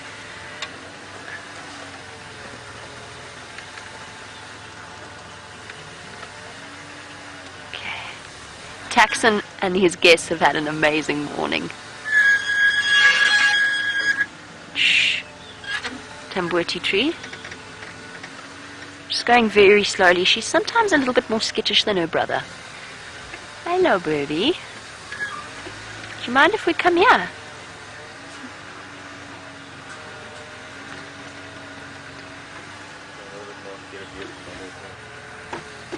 Hello. It's okay. Okay, little one. There's the spiral-horned antelope buffet.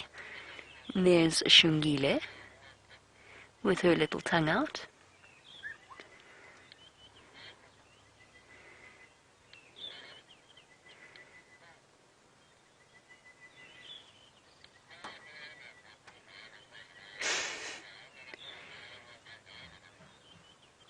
Happy, well-fed little cubs.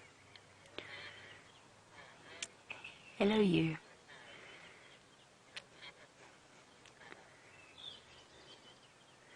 You can really see she's a female now. You can see it in the shape of her face.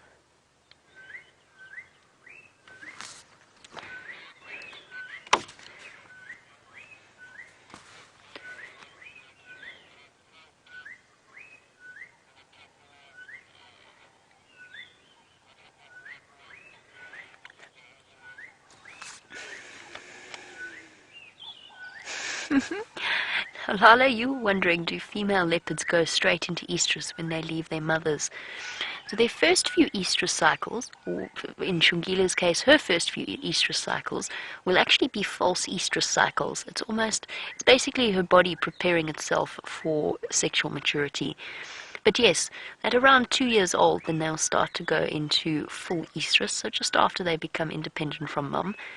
And it usually takes them about 6 months to a year before they do actually fall pregnant with their first litter of cubs. Hello, Karula. There's Mum. Now it is quite a tricky spot because we're staring straight into the sun. So if you're wondering, it's just because it's the only position that we can get at the moment.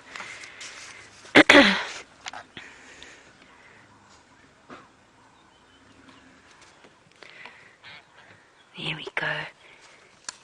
Hello, gorgeous.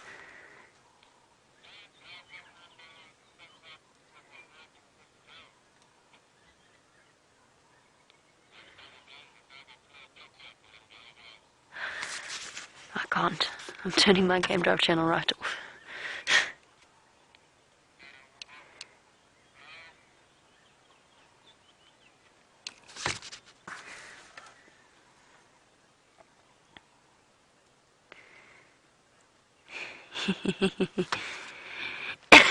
So Emily's thinking about comparisons between our lovely leopards and humans, saying that I was saying that females leave their mothers earlier. Is it a bit like humans, with girls maturing faster than boys? And yes, it is, actually. It's quite similar. So there's a lot of research that's done into the adolescent human brain and the way in which it works, and it's pretty... I don't know if it's fair to say it's as an overarching statement, but as a general rule, boys certainly don't seem to mature as fast as girls do. What do you think, Liam? You're a guy. Still maturing. You're still maturing. There we go. Okay. So, Liam coming through with an honest answer. So yes, it is very similar to humans. And lions, in a way.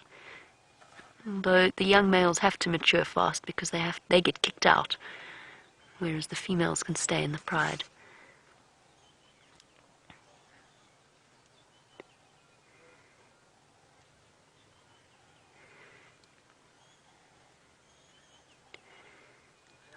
I have some wonderful news for you. I do need to spend a little bit of time on the Game Drive channel, but luckily for you, Brent has a special surprise this morning.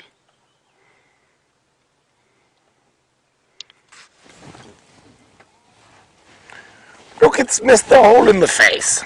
And it's still quite swollen, you can see, but it's actually, I'd say the swelling's gone down from the last few days. It's not closing his eye as much as it was. And you can see he's been lying with it in the dirt, obviously trying to protect it from the flies.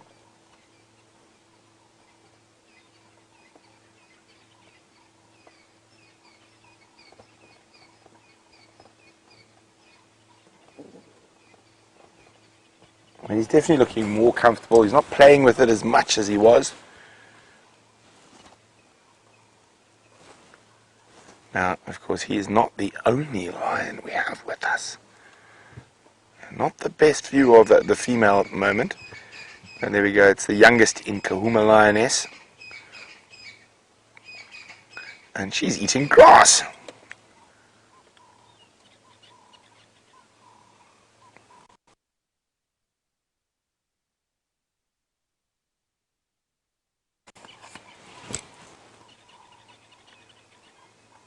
Look at that.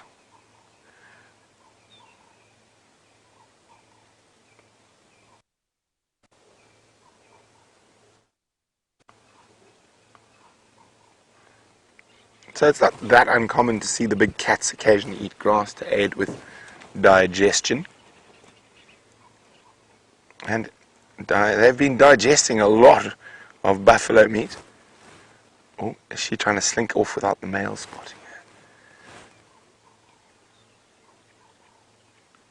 Now, we're not sure where the rest of the pride is. I think they're still further to the west of us, where we had those tracks earlier.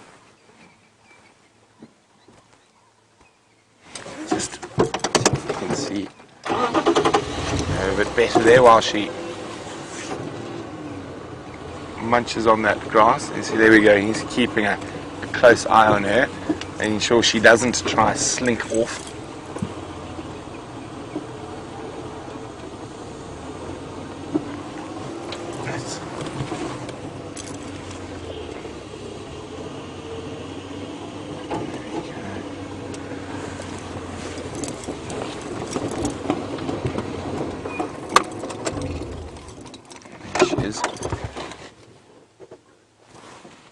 He's watching her.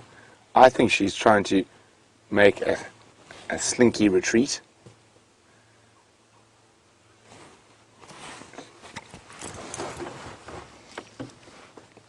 Now, as I said, that from their behavior, they seem to be, oh bless you, towards the end of their the mating cycle. So she's coming towards the end of her estrus cycle. And there's not too much aggression in the mating.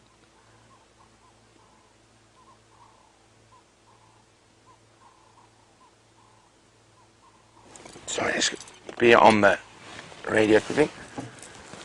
FM, just me.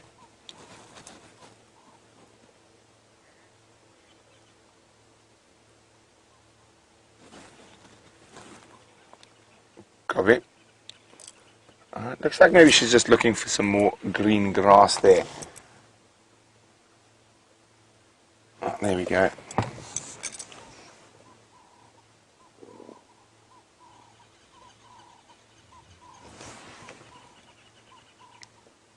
I'm watching him to see if he suddenly jumps up to follow, because she's about to disappear from his view. And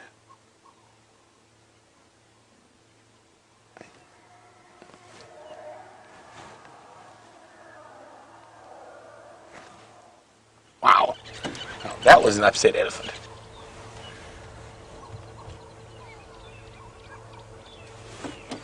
I wonder if the rest of the pride maybe not there getting chased. Oh, I'll scratch it. Poor guy.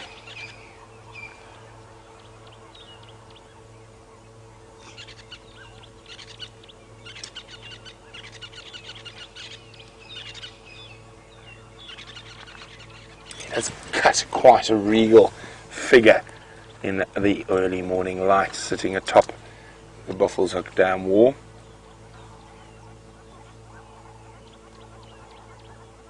Even with his fat face. Here, turn, give us your good side.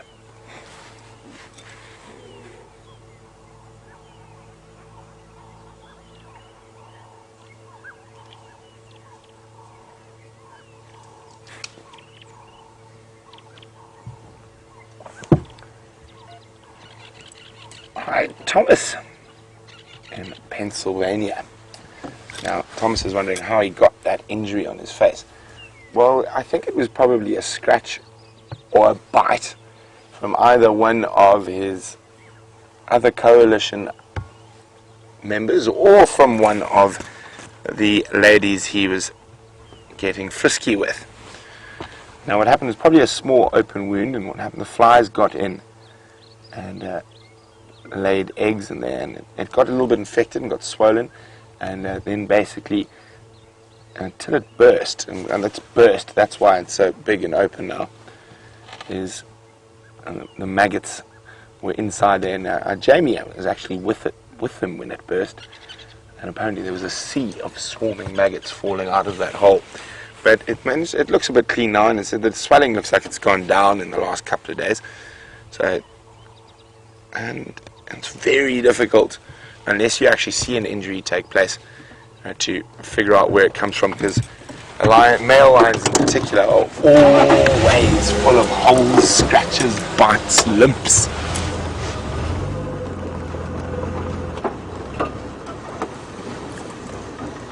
Now, she's disappeared. I can't actually see her. She's gone right down into there. I'll have a quick look where she is, then we'll come back to him and keep an eye, see if he decides to follow her.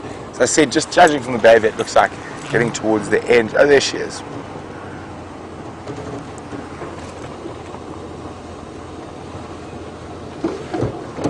Still munching on all the fresh grass shoots around.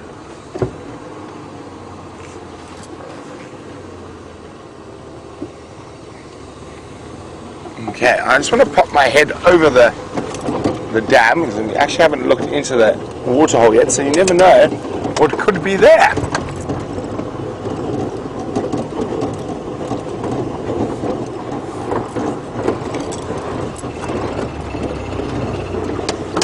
Just make sure there's no whole pride hiding below. Just thought we'd have a quick check.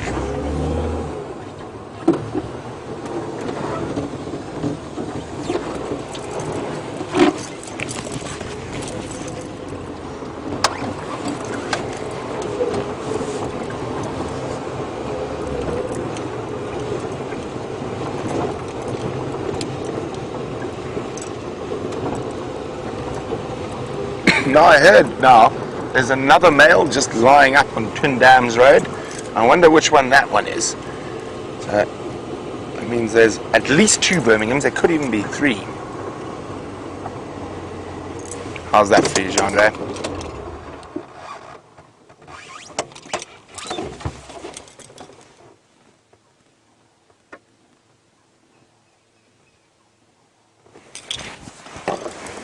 There we go, look at that. Here you can see his unfortunate wound. You can see a lot of other little nicks and scratches. Look there. Look at that. There's fresh blood coming out of the wound from when he was pawing at it. You can just see it dripping down his cheek.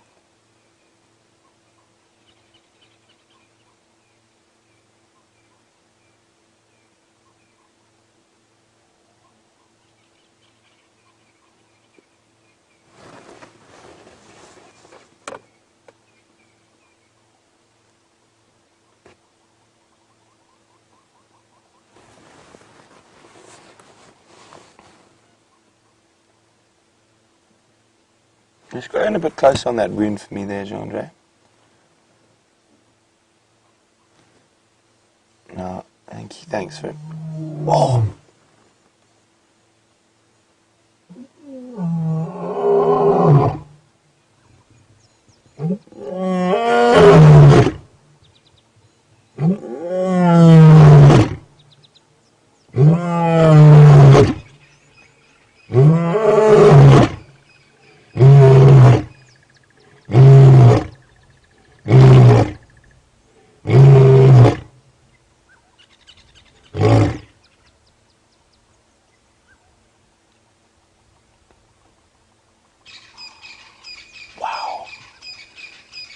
that just incredible?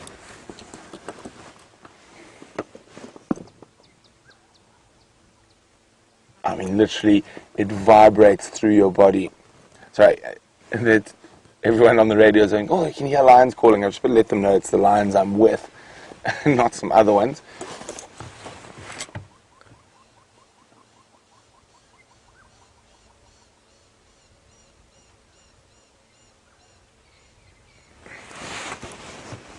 Come on, do it again. Taxa was the Xongile at Buffelshoek Dam who were calling.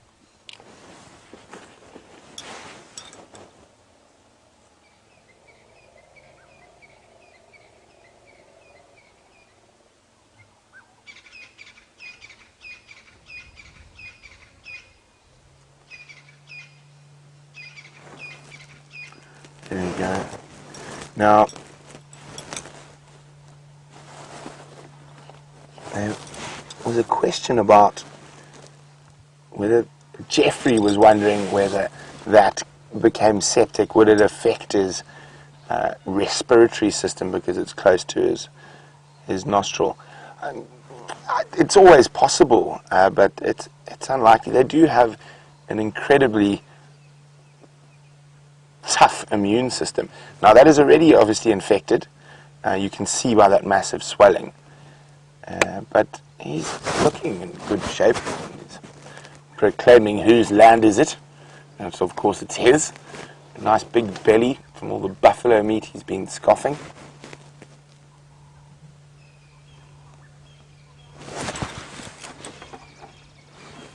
Oh, is he going to give us another roar?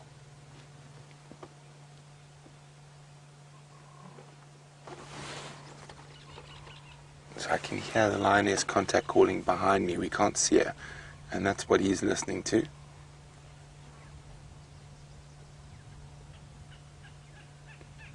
She could be looking for the rest of the pride.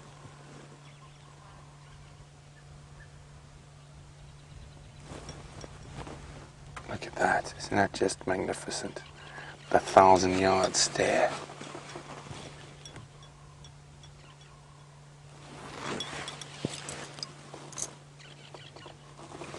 Now that roar was quite spectacular and quite late in the morning. They don't often roar this late on.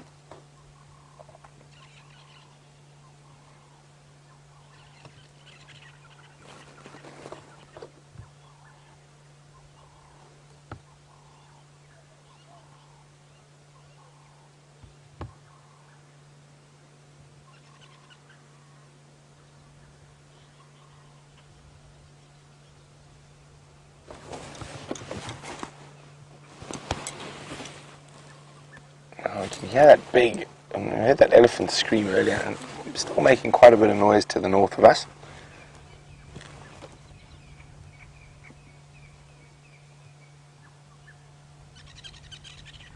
That lioness is slinking off. I wonder if he's going to follow her. So you can just make her out over there. There she is.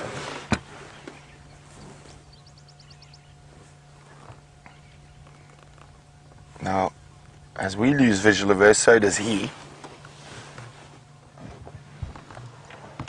Is he done looking for her attentions, or is he going to follow her?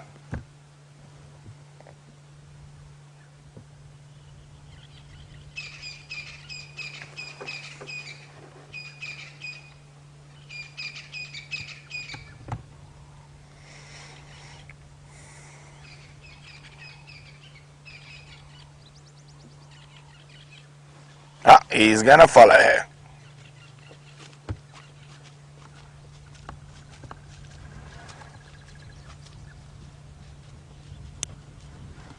And we're gonna follow him. So everyone's following each other this morning.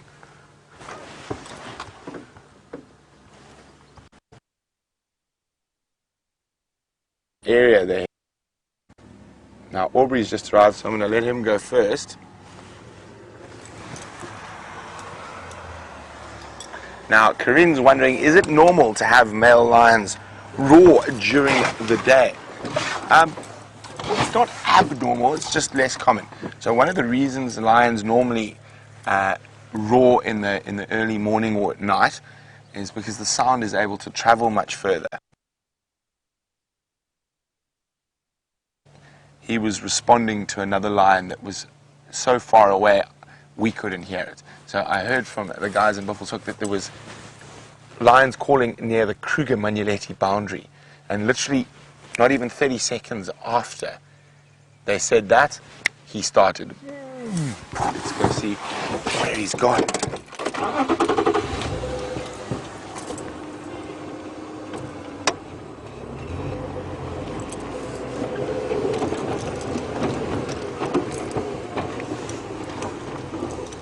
Okay, so while we headed into the bush to try and follow those lions, let's go see what Jamie's up to.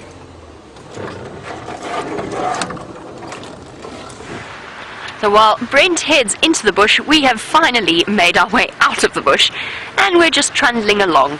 So unfortunately, I kept saying we were going to have to leave the sighting. Finally, we actually did have to leave the sighting, as one of the other vehicles decided to move in. So we've moved off, given everybody the opportunity to spend a little bit of time with Karula and her cubs. We will, of course, be returning straight back there at the start of the sunset safari, I imagine. So for now, I'm trundling.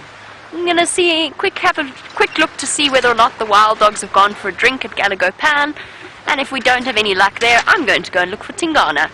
I think it might be worth scratching around Arathusa for a little bit. Well done, Wendy. Good job. That's a beautiful morning, and that was definitely a sighting for the books, as VM said. That was incredible surprise. What's running? Oh, it's a Dacre. I thought for a second we were going to get lucky again, but that was a little bit hopeful. Where are you? Lost it. Ah, it's gone. Off it goes. Right, so I've had surprise wild dogs with Karula twice now. Surprise wild dogs at Arathusa with VM. Surprise wild dogs at the hyena den. Just in general, wild dogs have a habit of showing up where they are least expected.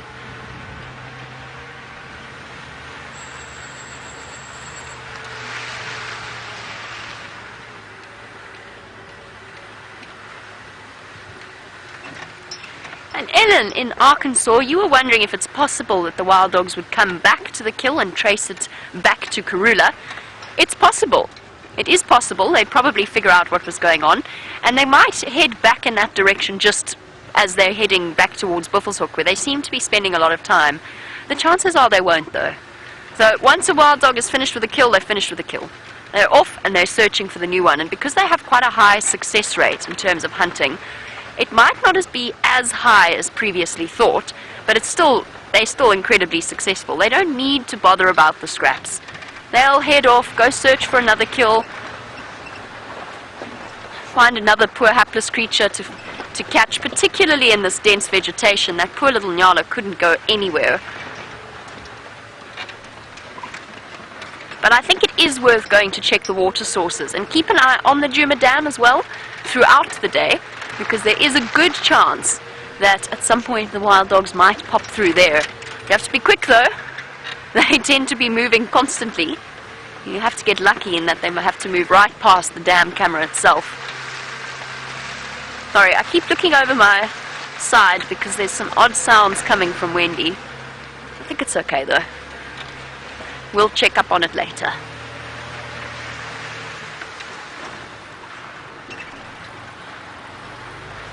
Sure. I'm wide awake now. Want more wild dogs?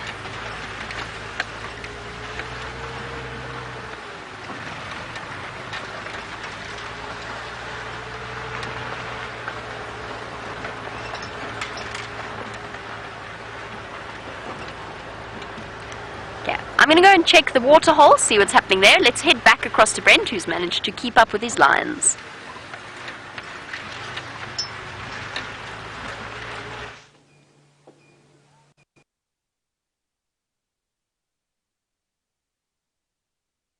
Yes, yeah.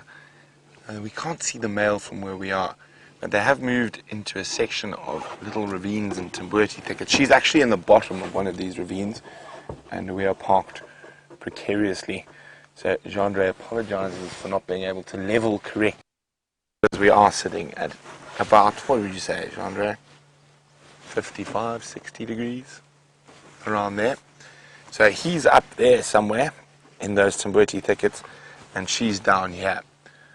Now, I think as it gets warmer, they're going to settle down nice and cool here. But we're going to leave this area now and see if we can go find the rest of the Nkahuma pride. And we'll leave them to enjoy it, or maybe not if she's going to come up to us. I think. Oh, look at this. Oh. You can see how close she is to us. I mean, look at that. And off she goes. So deeper into the tamburti thicket where the male is lying. So as she disappears into the thickets, it seems like Jamie's got a predator that's full of feathers. How amazingly lucky is this morning. Look, this is a goshawk and it's hunting. Let's just give it a second. It's actually the alarm calls of the testicular. There it goes. Where'd it go? There it goes. See, it is hunting. It's after something in this vegetation, and that's what's upset the testiculars so much. They're rattling away, alarm calling, tiny little birds. And this goshawk is only probably less than the length of my forearm, so it's a tiny little predator. You can see its head casting backwards and forwards, and if you look really closely, I noticed earlier, you can actually see the pupils expanding and contracting as it adjusts to the light, depending on where it's looking and depending on where it moves its head. And of course, that's what makes birds so incredible, is their amazing eyesight, particularly birds of prey like this one. Come on. Still looking for whatever's in there. I don't know what it's chased in there, if it's a rodent or a snake or perhaps a little bird, but it is after something.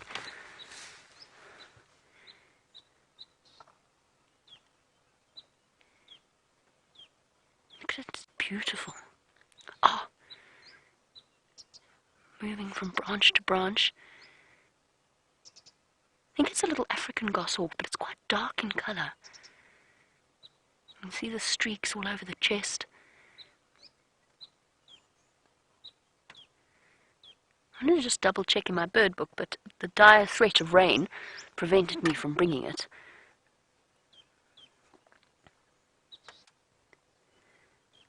Come on, little bird.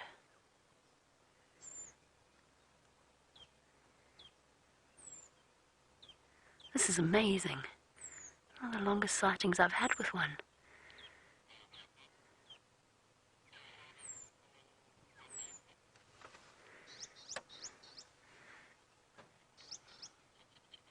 I think it's lost its prey. I thought I saw a little bird fluttering in this bush. It's still intently focused, so I think whatever was there is still there. Or at least this bird still thinks it is.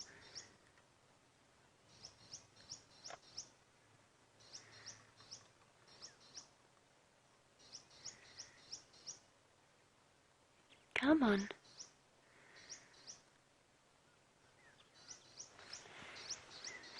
Oh, I hope you're all getting some amazing screenshots, because this is one of the longest you will ever see any of the goshawks sitting still.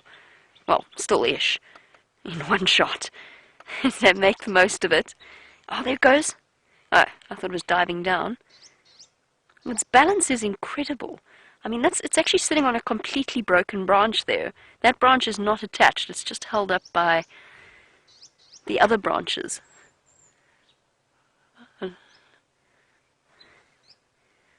Here we go. Well done, Liam. I lost it completely there for a second.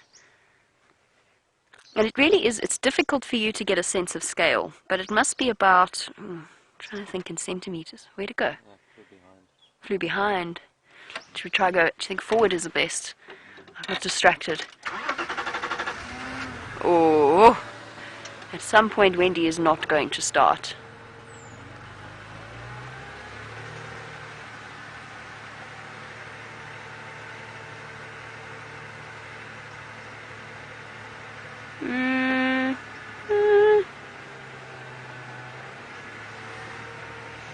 I've lost it. Let me just try going back one more time, just because it is such an amazing sighting. Stop. Oh, I got it. Sorry, yes, I see it. Shall I go forward? There we go. Well done. It's back again. Yay! Oh, I thought for a second that was it, but there we go. It's back once again. And trying to find a way into this vegetation. What are you after?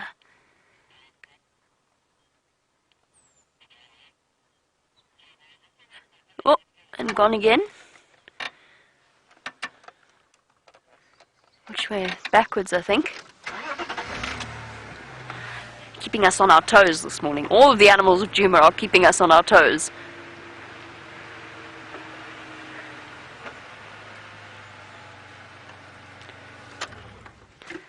There we go. Still there.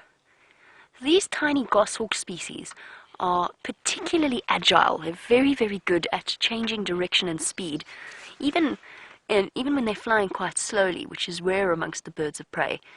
And their small size means that they target little rodents and amphibians as well. But this is amazing. I've never seen one trawling through the bushes like this one's doing.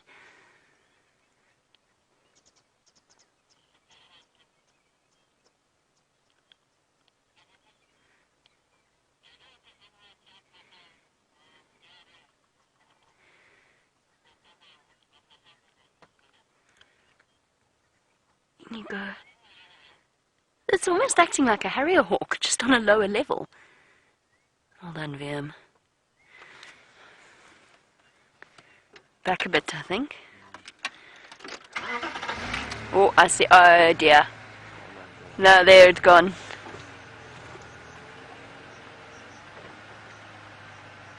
And gone. Very cool. Round of applause across the world for VM's amazing camera work, as always. Okay, let's go look for some wild dogs. Predator-rich morning this morning. And maybe a snake or two. I'm feeling it's time to see a snake. Proper snake sighting to welcome in summer.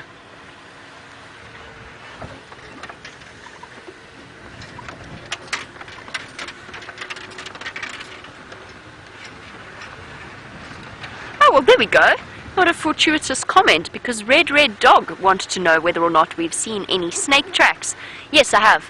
I've seen quite a few snake tracks. They are out and about. I haven't seen... Oh, no, wait, I have seen a snake. When did I see a snake? Oh, it was climbing in through my bedroom window a couple of weeks ago. So they are around. We're still not seeing them regularly just yet, but it's warm enough now. There's been enough water. We should be enjoying snake sighting soon. We've had, last year when I first started, well, not quite, I was a couple months in, we had 2 incredible black mamba sightings, absolutely phenomenal.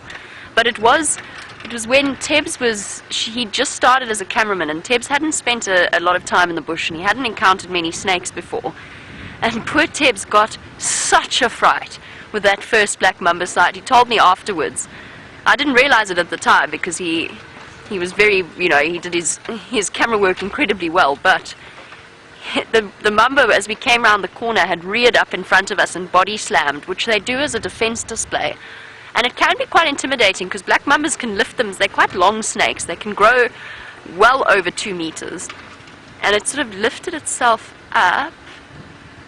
No, surely not. Is that how close Karula was? It is. I had no idea we were this close to Galagopan. The vehicles are there. That's incredible. Sure. I thought my sense of direction was good. Oh, wow. She's just there. Who would have guessed? I know you can't see them from where I've parked, but the vehicles are all there. Ha! I did not realize that we were coming right past that sighting. I had no idea. No wonder it took us so long to get there off-road.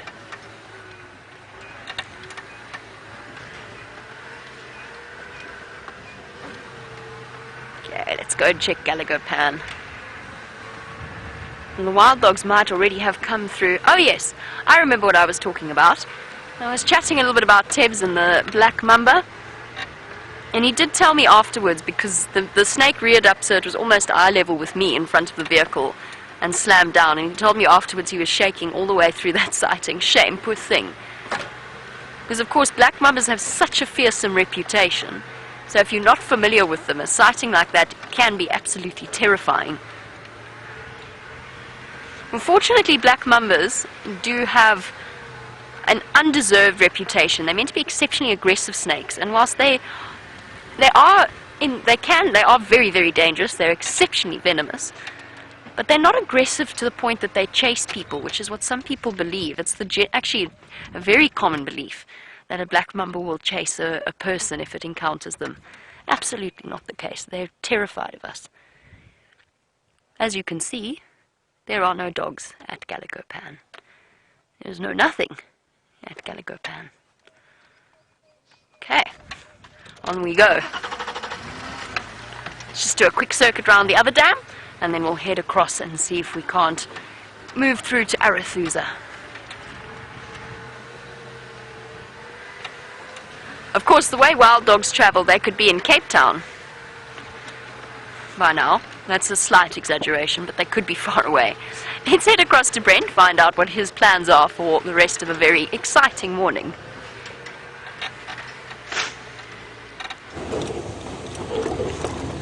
So we've made our way to the area where the other Birmingham boy was seen this morning. Let's see if we can find him and see which Birmingham it is.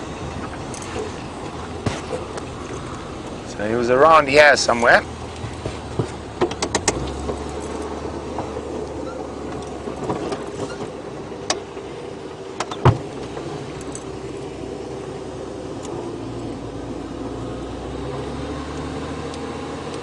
Let's have a look. Where are you hiding, Mr. Loyon?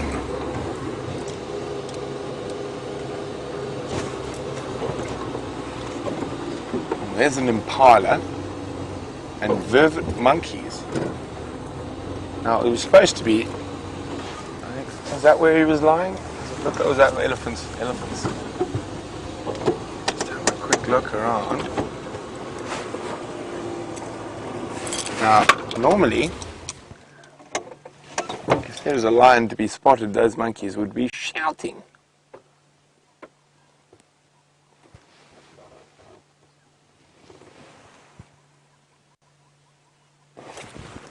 Vervet monkeys.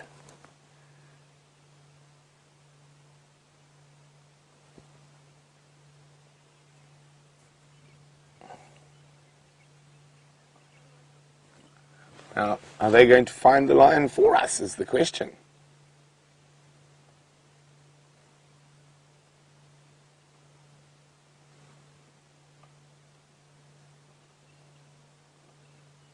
Well, let's look in the Mawati quickly. Maybe he's moved down to where it's cold, to where it's a bit cooler.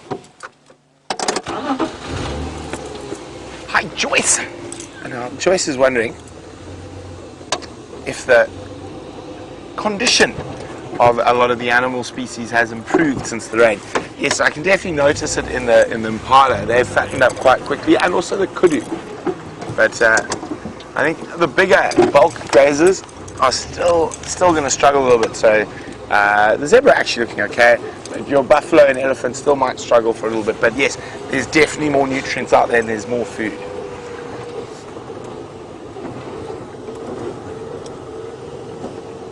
Okay, so they said Bateleur Junction. Now this is Bateleur Junction. And I don't even see a lion track at the moment. Lots of sign of elephants.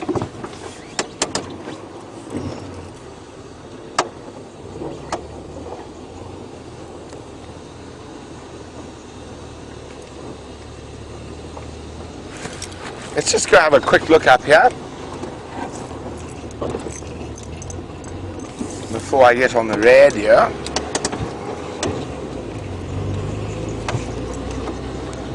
And there's nothing up on this little open area here.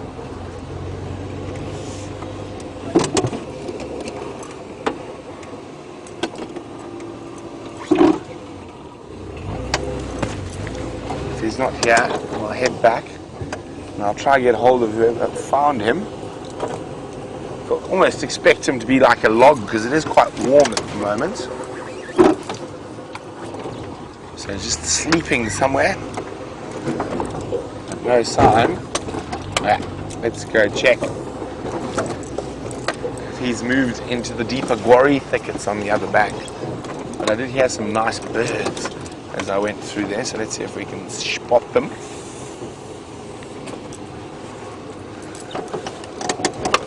Oh, these sunbirds, they are so fast. Well, it just means Gendre's got to be faster on camera. Hey, Gendre.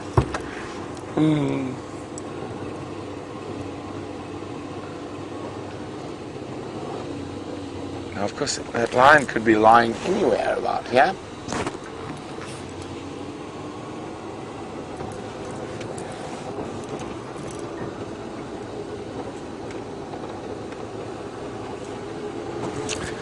Let's have a quick chat on the radio. Which station had that Birmingham boy at Spaghetti Junction?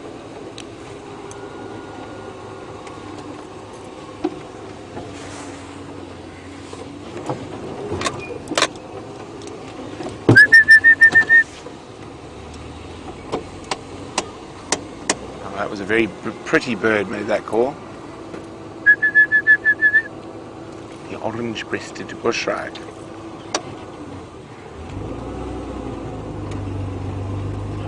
Having a quick look around, making sure I didn't miss him snoozing.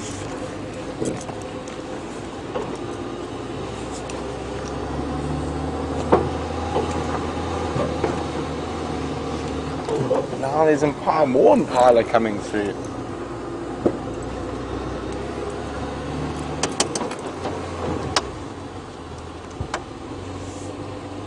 Very interesting. Well, let's have a look. I'm tracking the car tracks now. Now this is the area called Spaghetti Junction. There's a join up of Twin Dams, Battalier Road and Nyala Road South.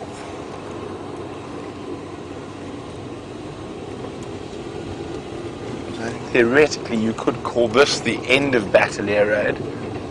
Maybe. Let's see if we've got any footprinties here. Still don't see any lion tracks or lion. I can't get hold of whoever saw him. Anyway, well, let's go see what else we can find.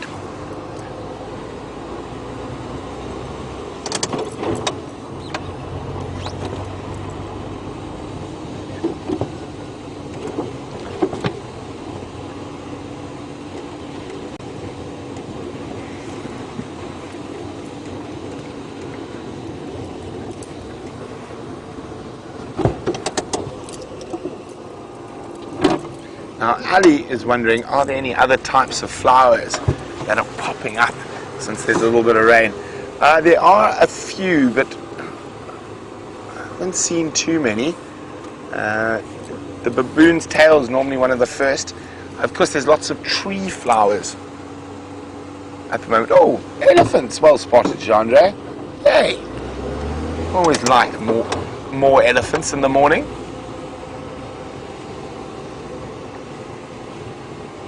Now, hopefully they'll go down to Twin Dams to have a little splash in the mud.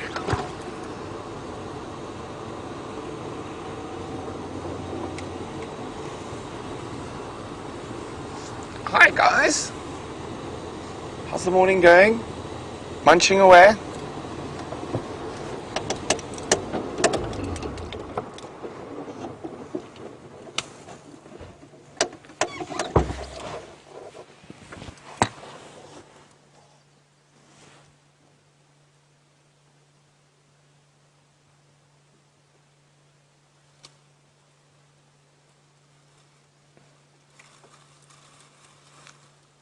think that branch is in danger of being, yes, pulled from the ground.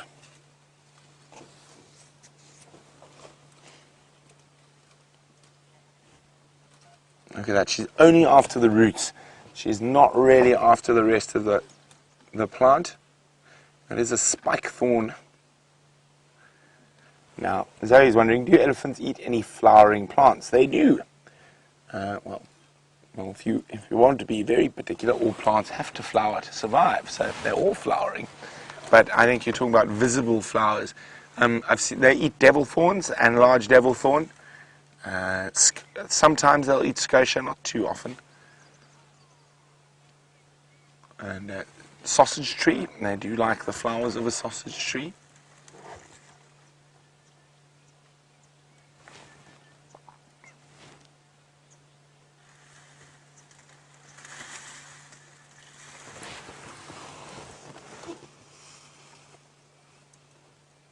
Hello, big lady.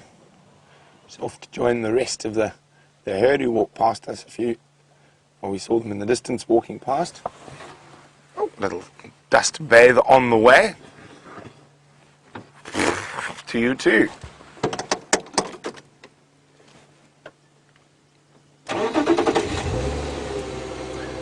Let's see where they're going.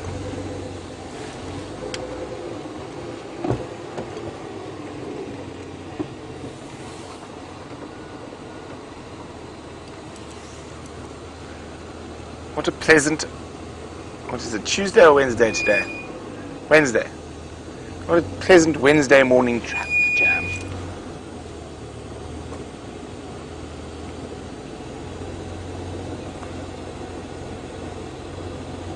Hello, little one. Oh, you look like you're thinking about being cheeky. Nope.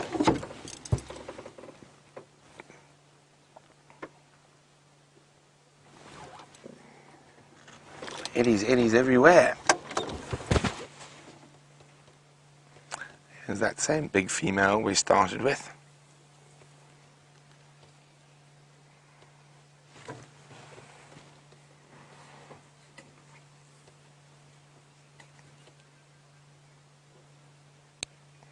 Well, hello, Bobby Ches, who's a brand new viewer. Welcome to Safari Live. And Bobby's like, is this the place I ask questions? It is indeed, Bobby, and I'm answering your question right now. So you can, for those of you who are wondering how to ask questions, there's two different ways. You can send us an email on the email address questions@wildearth.tv, or you can use the hashtag Safari Live on Twitter.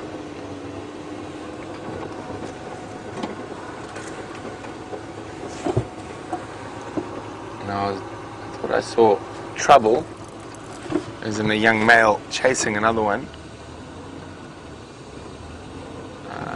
Looks like they've stopped there. What I'm hoping is there are going to be more of them as we get towards the twin dams. So we will come back. I just want to go see if there's any playing in the water or the mud in the water hole there. If there aren't, we'll come straight back to these.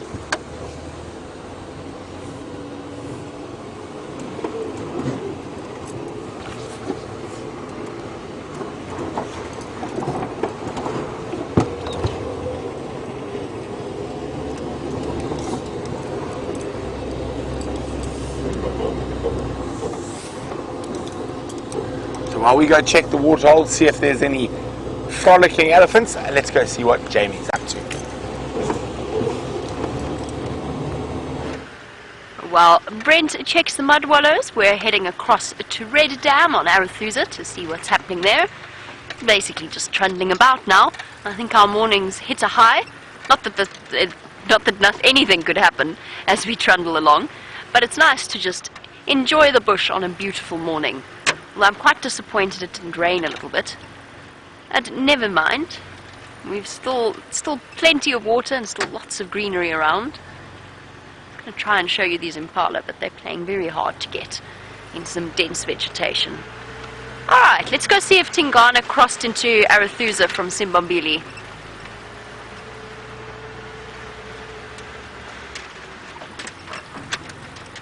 Already at, well, whatever time of the morning it is probably close on to 30 degrees this morning, which is close to 86 degrees Fahrenheit. And Justin, you wanted to know how hot it can get in the reserve in the middle of summer. And this summer was particularly bad, this last summer that we experienced, I think because it was so dry. We get temperatures right over 40 degrees. The highest, I think, last year was 48 or 49.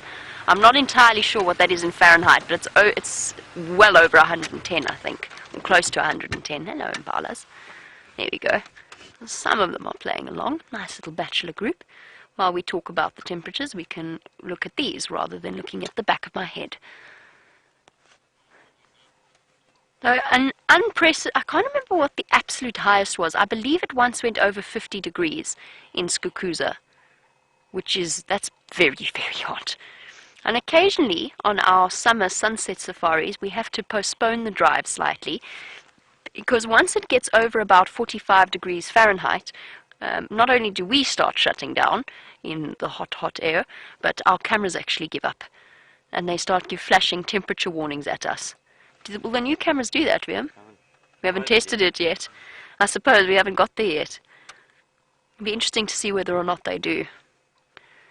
And animals in that kind of heat, like these impala, will all be lying up in the shade somewhere. Those mud wallows will come in very handy. Hopefully, we have enough rain that there's constant mud wallows, and it actually, I think that's what made this last summer so, I wouldn't say unbearable, but I have never experienced heat like that in the bush before. I think it was the fact that there was just no relief. You'd go to bed every single night and it was still over or close to 35 degrees centigrade, which is hot to try and sleep. Hopefully this year will be different. And usually you get the very hot summer days and they break, and you have a massive thunderstorm in the afternoon and there's lots of rain, and then it's all bearable again. I hope that'll be the case this year. For us, but mostly for the animals. What worries me is that last year's rains came early too. And we all got our hopes up, and then we spent the whole of December without any. Hello, Biggie. Are you a relaxed pig, or are you a frightened pig? You seem to be quite a relaxed one. Lovely. There, you can see that she's been spending a little bit of time in a mud wallow. She's given herself a face mask. Hello, girl. An impressive set of tusks for a female, and the sharp tushes underneath the lower set of tusks. She's actually got very prominent ones. And that, of course, is the part of the warthog that you need to watch out for.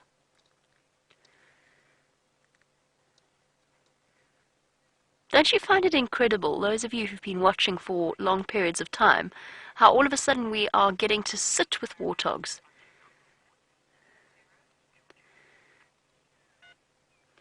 And really enjoy spending time with them. When I started here last year, to see a warthog for more than a couple of seconds was a rare thing indeed. They are relaxing. I can tell it's a female, of course, because she has two warts, although it sounds like we had a bit of a confusing encounter this morning with Brent. But Sarah, you wanted to know what the biological function of the warts on a warthog actually is. And it's a protective function. That's why the males have four, as opposed to two, because they do more fighting than the females. So the warts there protect the eyes. The females sort of have residual one. They don't really come into conflict as much as the males. But during the warthog rutting season, the males will really seriously fight with each other. And of course, the bits that are most at risk are the nose and the mouth, because that's close to where they clash, and then the eyes, which are incredibly sensitive. So you can imagine an upward thrust from a tusk towards an eye might be stopped by the prominent warts. Now, in the males, they're much more prominent. They are not warts, as deceptive as that name is. It's not a wart, as we know it. It's a combination of grisly cartilage and connective tissue. It's basically just a hard nodule. It's almost like bone, but not quite. And that's all that it is. It just sits on the face and protects them. And there you go for our new viewers. Males generally have 4 and females generally have 2. Not quite sure what was happening with Brent's warthog this morning, though. It's quite unusual. Okay, let's see if she's quite relaxed. Let's see if we can't get another view of her.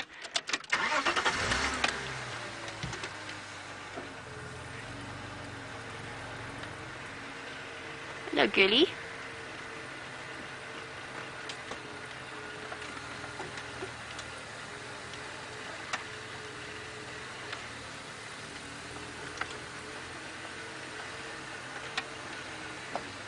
Hello, girl. Do you mind if I come a little bit closer? And then we can actually have a jolly good look at her, and it'll give us an opportunity. Wow. Thanks, girl. An opportunity to answer David in Napa's question on this sunrise safari. So morning, David, and thank you for your question. David says that, or asks, if it's like with zebra, where if a zebra's mane flops to the side, it means that they are not in a good, healthy state. He wants to know if it's the same with a warthog. And no, the answer is not really. Their manes tend to flop or to stay across their backs and are erected when they're running away from something to make them look bigger and scarier, which does work, actually. They do look pretty scary when they're trying to intimidate something. But David, it's not like zebra, although, that being said, the warthogs are probably the creatures that have one of the animals that really struggled the most during this dry season. So the easiest way to tell a warthog's condition, and they do, of course, have similar digestive systems to the zebra. They're not ruminants. They are gut fermenters. I think they are hind gut fermenters. So I can understand exactly what you're saying, but they have a different collection of bacteria, so they don't get as pot-bellied as the zebras do. And their diet is slightly different as well. So that's why with zebra the only way to tell if a zebra's in bad condition is if its mane flops. But with warthog, you can see it quite clearly. Their hip bones start to become very prominent, their backbone, their spine, you can actually quite easily see their ribs as well.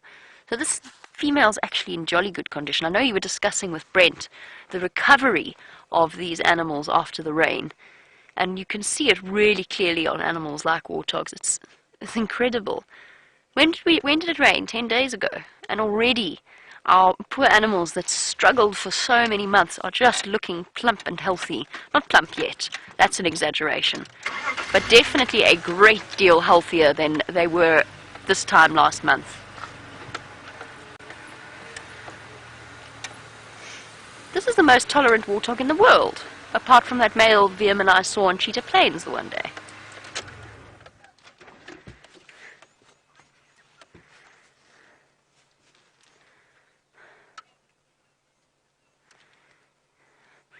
And well done, Justin. Yes, you are spot on.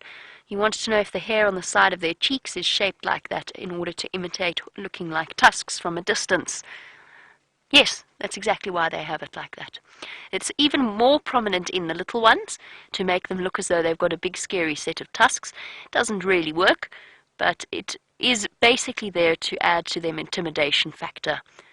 Make them look scarier than they are, basically like they've got double sets of tusks. Don't mess with me, I'm armed to the teeth. Quite literally, of course, because a warthog's tusks are modified teeth. So the babies, it's very, very clear. And I've noticed that the females seem to have more facial hair than the males. I don't know if that's just a coincidental observation or if that is actually the case. Makes sense, though. The females are smaller, and therefore they need to try and look more intimidating than they actually are. There's another animal that adopts a similar approach. There's quite a few, but one of the other animals that adopts a similar approach is something that I am dying to get on camera for you, and I know Viam agrees, and that's a cheetah cub. Because cheetah cubs look like little mini honey badgers. They're very, very fluffy, and they're meant to imitate honey badgers so that other animals are less likely to mess with them if they spot them from a distance. Just the same, exactly the same approach as this warthog's facial hair. Viam, at some point we have to see a cheetah cub. I'm desperate to see one. But until we do find a cheetah cub, let's go across to Brent, who has encountered more elephants.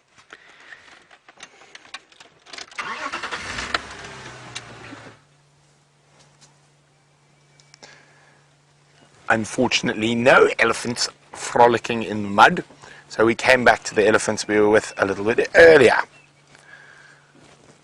Now, they are quite spread out and they are in very thick bush. I'm hoping they can give us some views, but And as I say that, they disappear. So we've still got one bottom to the left.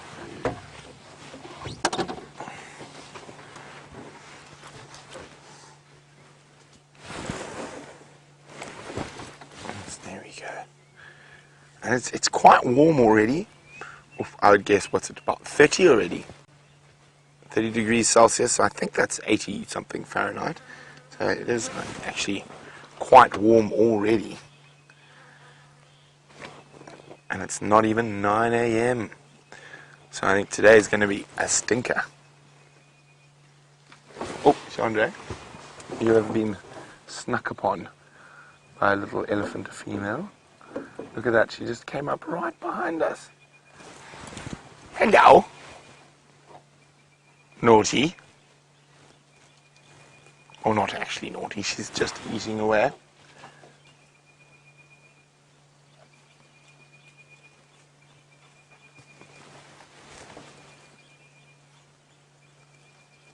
There comes the foot kick. Oh, sorry. Oh no, she's too close.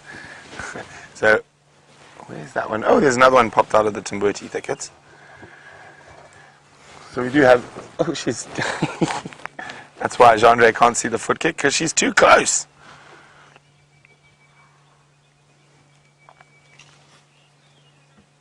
You can see the ears are starting to work hard already as it heats up. I mean, there we go. She's gone all the way around the back. Jean-Ray had to do a full 360 bottom slide on his seat.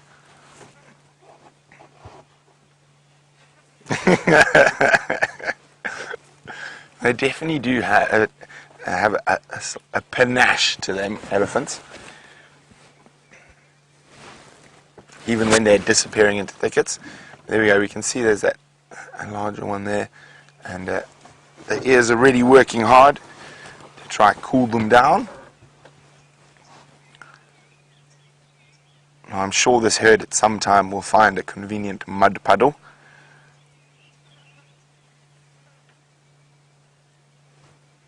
To cool down in, spray and frolic in the mud. For our Juma cam aficionados, I definitely keep an eye out for elephants coming to cool down on this hot day.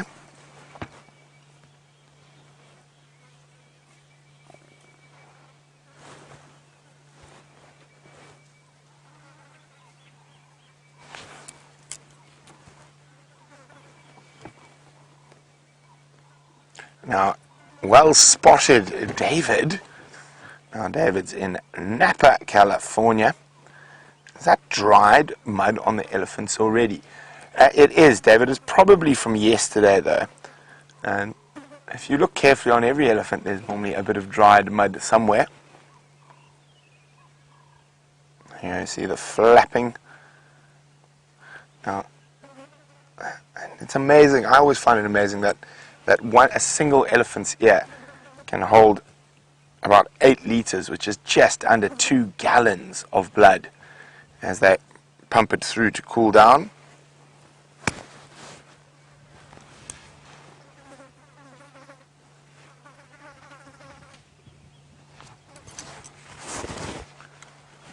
And they're working, and her tail's working overtime, as is my swatting hand. And the flies are out and about. So a bit of rain, a bit of heat, and they all hatch.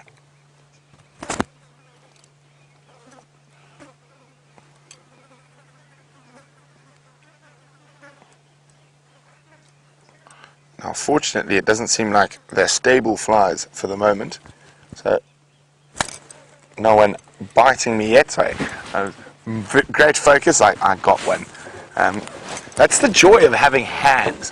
And one advantage us as human beings have over most of the animals is that opposable thumbs, and we're able to be quite quick. Let's try to see if we can get another view, but I think these ellies are almost disappearing into the thickets now. No. There we go, that's not too bad. Hello. Big lady. Oops, sorry, John.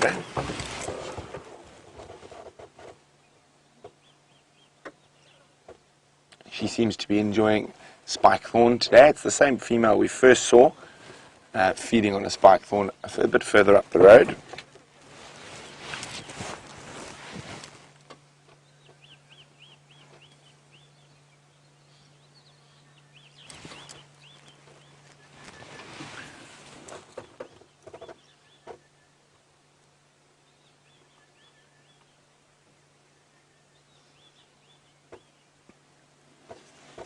Such a peaceful setting, and elephants do tend to instill a bit of peace in one.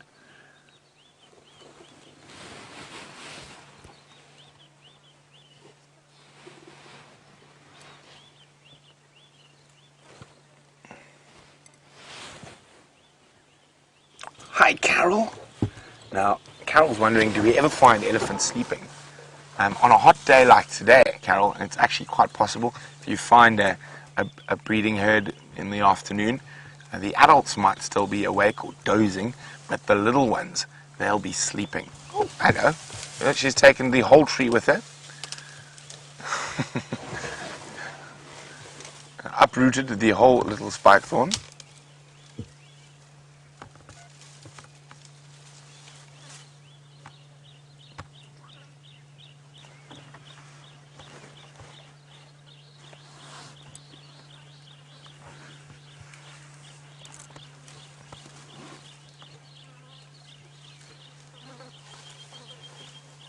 Isn't it amazing how she's using her foot alongside with her trunk to make it easier to break those branches?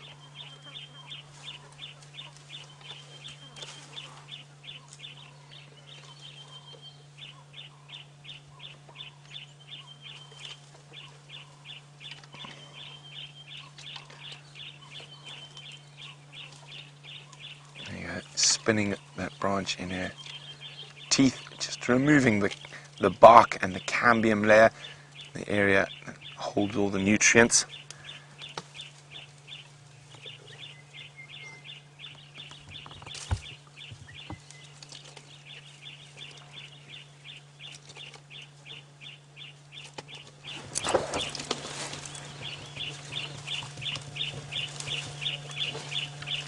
That's it. She twists it with her trunk. That one's nearly done. You can see she's almost prepped the next one. There we go.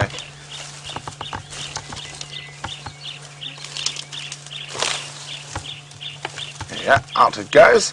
In with the next.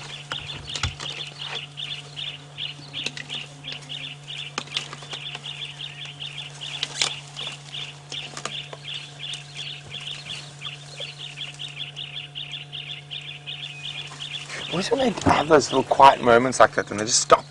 I almost think they're listening to something another elephant's saying that we can't hear, of course. A lot of elephant communication is in very, very low decibels.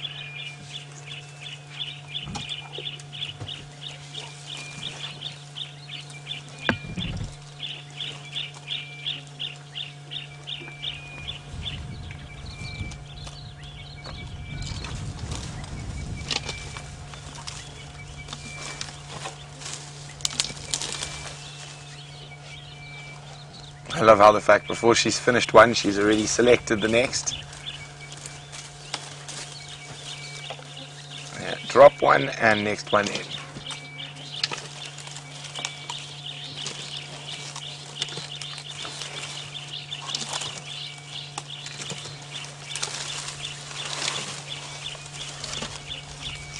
There you can see it selecting the next branch.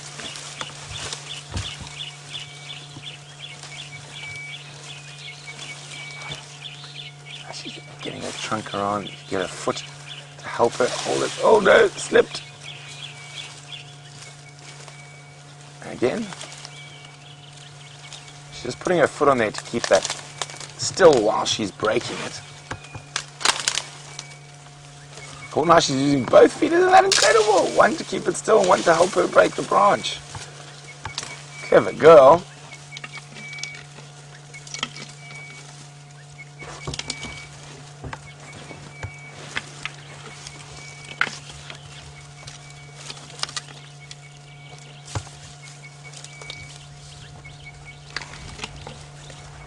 I mean, you saw how big that branch was.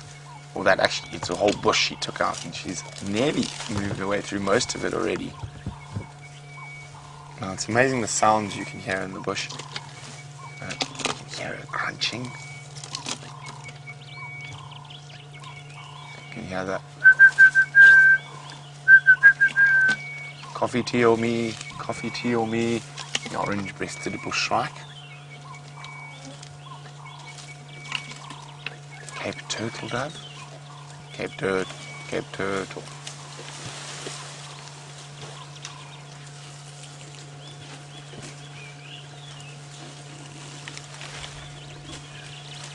Birchall starling, white-browed scrub robin.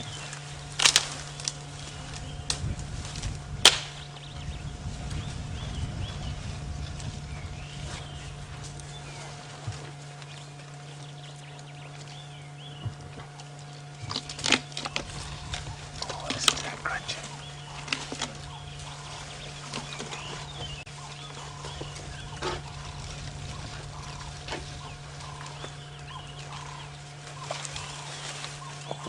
Is that trouble on its way down below? The young bull. I can't really see through the thickets.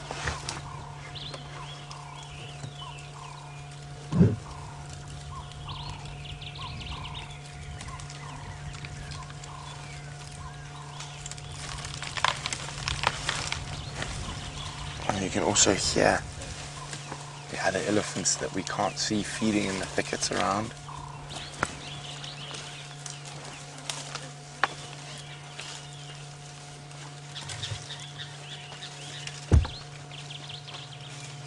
It does look like trouble. I can just make out a young bull coming. There we go, below. He's going to come cause some trouble, some havoc. Just had that walk that looked like trouble. Oh, and Gendre's little stalker has come to join this female, taking advantage of the fact that the big one pushed it down. Let me just move forward a skosh.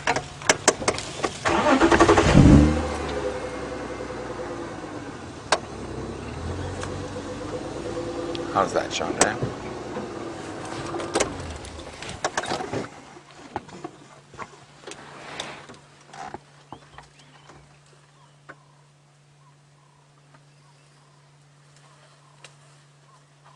Oh, now she's coming right towards us. Hello.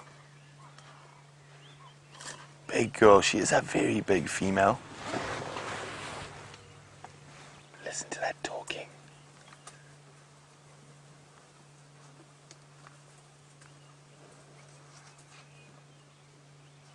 And what I thought was trouble, what looked like a young bull, was actually a massive cow. We couldn't see her clearly through the thickets earlier. And she's brought a little one with her.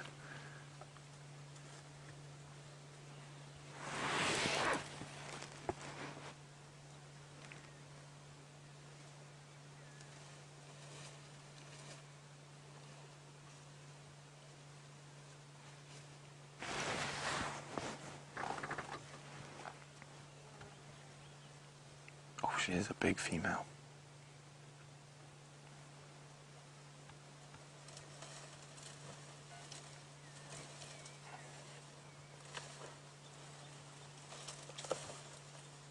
Oh, there we go. Wow, she's tall for a... Oh, there's some more talking. She's tall for a female. It looks like she might pop her head into the thicket, and the rest of the ellies have moved on.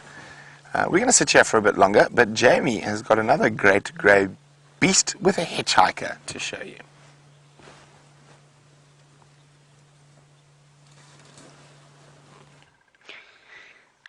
We have arrived at Red Dam to find the usual suspects inhabiting it, from the hippopotamus that we regularly see at Red Dam and his cohort of terrapins.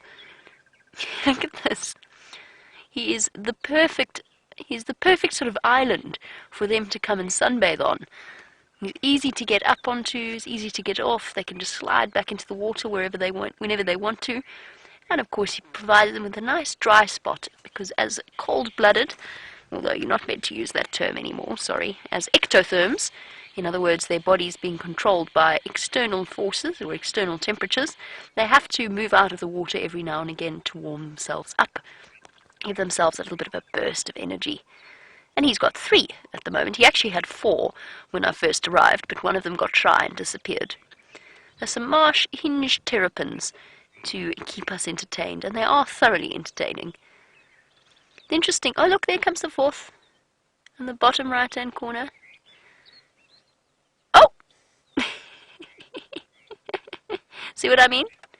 Easy come, easy go. Okay, admittedly it's not the most graceful of adventures, but it worked. I don't know what happened to the other one, though, because the one terrapin basically landed on it. Oh, look, it's waving. Everybody wave back to the terrapin. Hello, morning. There's something inherently comic about terrapins. I don't know what it is. I think it's the neck. I think. I can't quite work out what it was. I spent... oh, here comes the other one. Up you get. I want to see it try and get on. Oh. Ah, let down. Oh, here we go. Come on, how are you going to do this? Here we go. Impressive.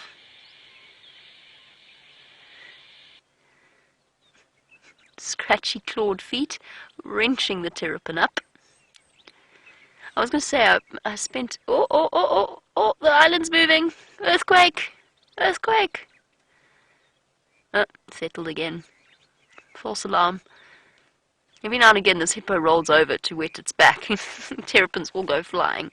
I was going to say, I spent an hour, or not an hour, but a long time with a terrapin the other day, just watching it walk down the road. And there was a comment about it looking like an old army helmet on legs. And I thought that was the perfect description. Oh, earthquake, earthquake, ah, sliding. Uh-oh. It gives us such a nice opportunity to really see the difference between a terrapin and a tortoise and a turtle, which is a question that we get asked very regularly. Especially because it's an ant. I just saw an ant on it as well. It's impossible. There's no way an ant's there. We often get asked about the difference between turtles and terrapins because there's a tendency now these days to use the word turtle to refer to everything with a shell. And it's not 100%, it's not accurate at all. So a terrapin is a really lovely mixture between a land creature and an amphibious creature. They spend their time in water. Oh, hello. These two are coming in to look at buying some property on the private island. I'm not sure how the terrapins are going to feel about that, though. It's their neighborhood. Don't you think they look like a couple going property shopping, property hunting? Yes, dear. I know, I like it too, but it's a little bit small for us. Especially with the kids on the way. All 11 of them, or however many they're going to have. These beautiful birds are Egyptian geese. And they're called Egyptian geese because they look like they're wearing the makeup of ancient Egyptians, as they were represented in hieroglyphics and in all of the artwork from the ancient Egyptian time. So it's not because they come from Egypt, it's because they look like ancient Egyptians, in theory. I can see it, actually. I can definitely see it. And the nice thing we have to look forward to, of course, over the next few months is goslings. I am excited for that. Little Egyptian goslings swimming about, following their parents, watching them care for them is always amazing. It's something that my dad always used to send me updates about. The Egyptian geese living in Johannesburg outside his office. And I'd get regular updates every single year about their brood and how they were doing and how many goslings had survived. Incredibly widespread bird species, very, very adaptable. Also very noisy when they want to be. There's nothing like watching a pair of Egyptian geese when another Egyptian goose comes in and tries to move into their space. They express their displeasure most vocally.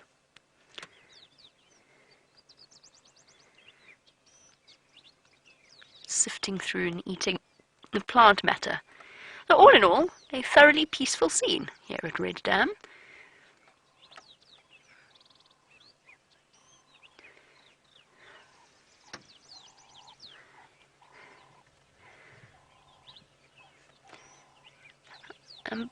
Bobby Ches, who is, it's a new name for me, so a very warm welcome, Bobby. It's lovely to have you on board. Bobby's a new viewer and wants to know if there are any fish in these dams. Yes, probably, although unfortunately, Bobby, because of the drought that we experienced, most of the dams dried up almost completely. So most of our fish species did die off. However, there are certain species of fish, like the catfish and the killifish, that are capable of surviving even when their water source has dried up completely. And they do that by digging down into the mud and encasing themselves in mucus so that they don't dry out, and then just going into almost like hibernation. It's called estivation, where their body basically shuts down, their metabolic processes almost shut down. And they can survive that way for up to a year. So there's a chance that there's still some catfish in this dam now that there is water once again. They might have survived, but I think the fish stocks are going to be very, very low over the next few months, possibly even the next few years, before the fish population recovers from the drastic losses that the drought caused. And these geese are not looking for fish, they are looking for, they're vegetarians, so they're looking for plant matter, although they'll probably siphon up a few insects along the way. In complete contrast to our terrapins that will be looking for freshwater mollusks and crabs or anything like that that they might get hold of. Tadpoles is a big one. So this water will be teeming with life that will support them. So it's not just fish, there'll be lots and lots of tadpoles, mosquito larvae, freshwater mollusks, maybe, although I'm not sure that they will have survived either, to be honest. Either way, our carnivorous terrapins and our vegetarian Egyptian geese. And if I'm not very much mistaken, I'm hoping that swallow's going to come back, because I think the lesser striped swallows are around. A nice one for our bird lists, for those of you who are starting off. But I don't know where they've gone. I was hoping they were red-chested swallows. I haven't seen any red-chested swallows, and they must be back. There we go, there we go. Hey! Not easy birds to get on camera, because they just don't sit still. And actually because they can't. They're not good perching birds. They're adapted for constant movement. Right, and that I think concludes our tour of Red Dam. I was hoping Tingana might just pop out. It's happened once, and I feel like we're having just that kind of morning with our surprise wild dogs. But no such luck.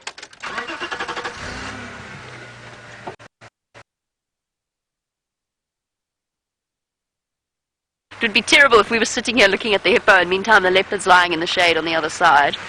Just watch that hippo quite closely. Yes, yes, yes, it's okay, buddy. No leopard lying in the shade on the other side. I'm going to start trundling back towards home, and Amanda's cooking. Let's head back to Brent to see what his plans are for the last few moments of the sunrise safari. Unfortunately, those ellies went down into the river where we couldn't see them, into some Timbweti thickets. So I'm hoping to still get a better view of a sunbird before the end of drive. And if I remember correctly, it should be a good spot to look for them.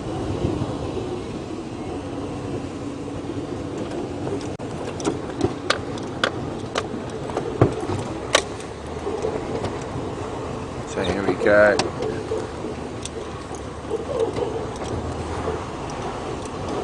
Okay. No, not yet. Sorry, they're trying to call me on the radio. Oh, doesn't matter. Someone else answered. That's perfect.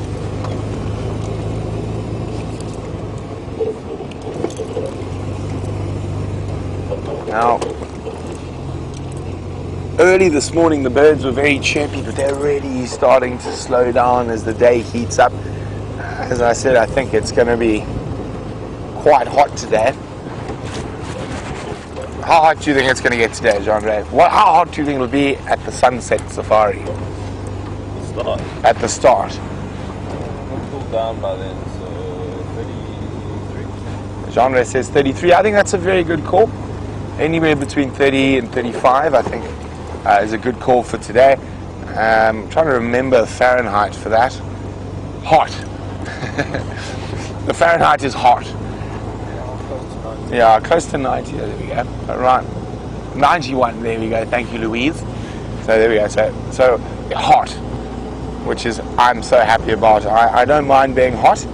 Much rather prefer to be hot than cold. I don't know how many times more I can say hot. Now, I'm still looking for a sunbird, or any bird for that matter. Do you like my birds?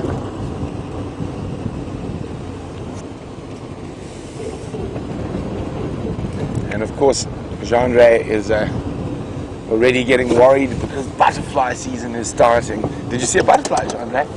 Oh, are you sure you didn't see a butterfly? There we go. Oh, he's too quick for you, Genre.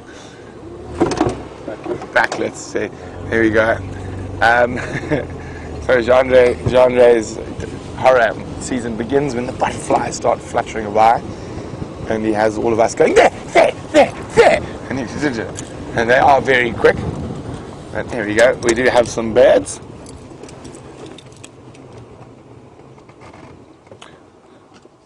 Did you see any vulturine while you were in the Mara?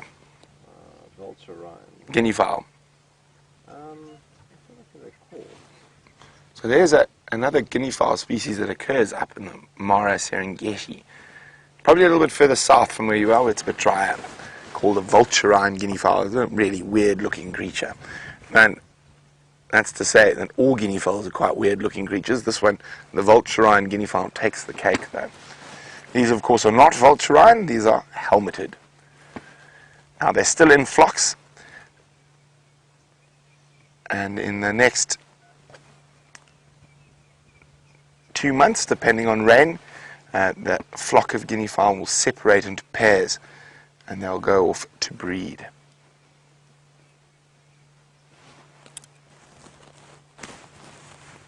They are great seed eaters, so they eat lots of grass seeds, but of course they're not Catholic in their diet. They also feed off various insects that they can uncover as well.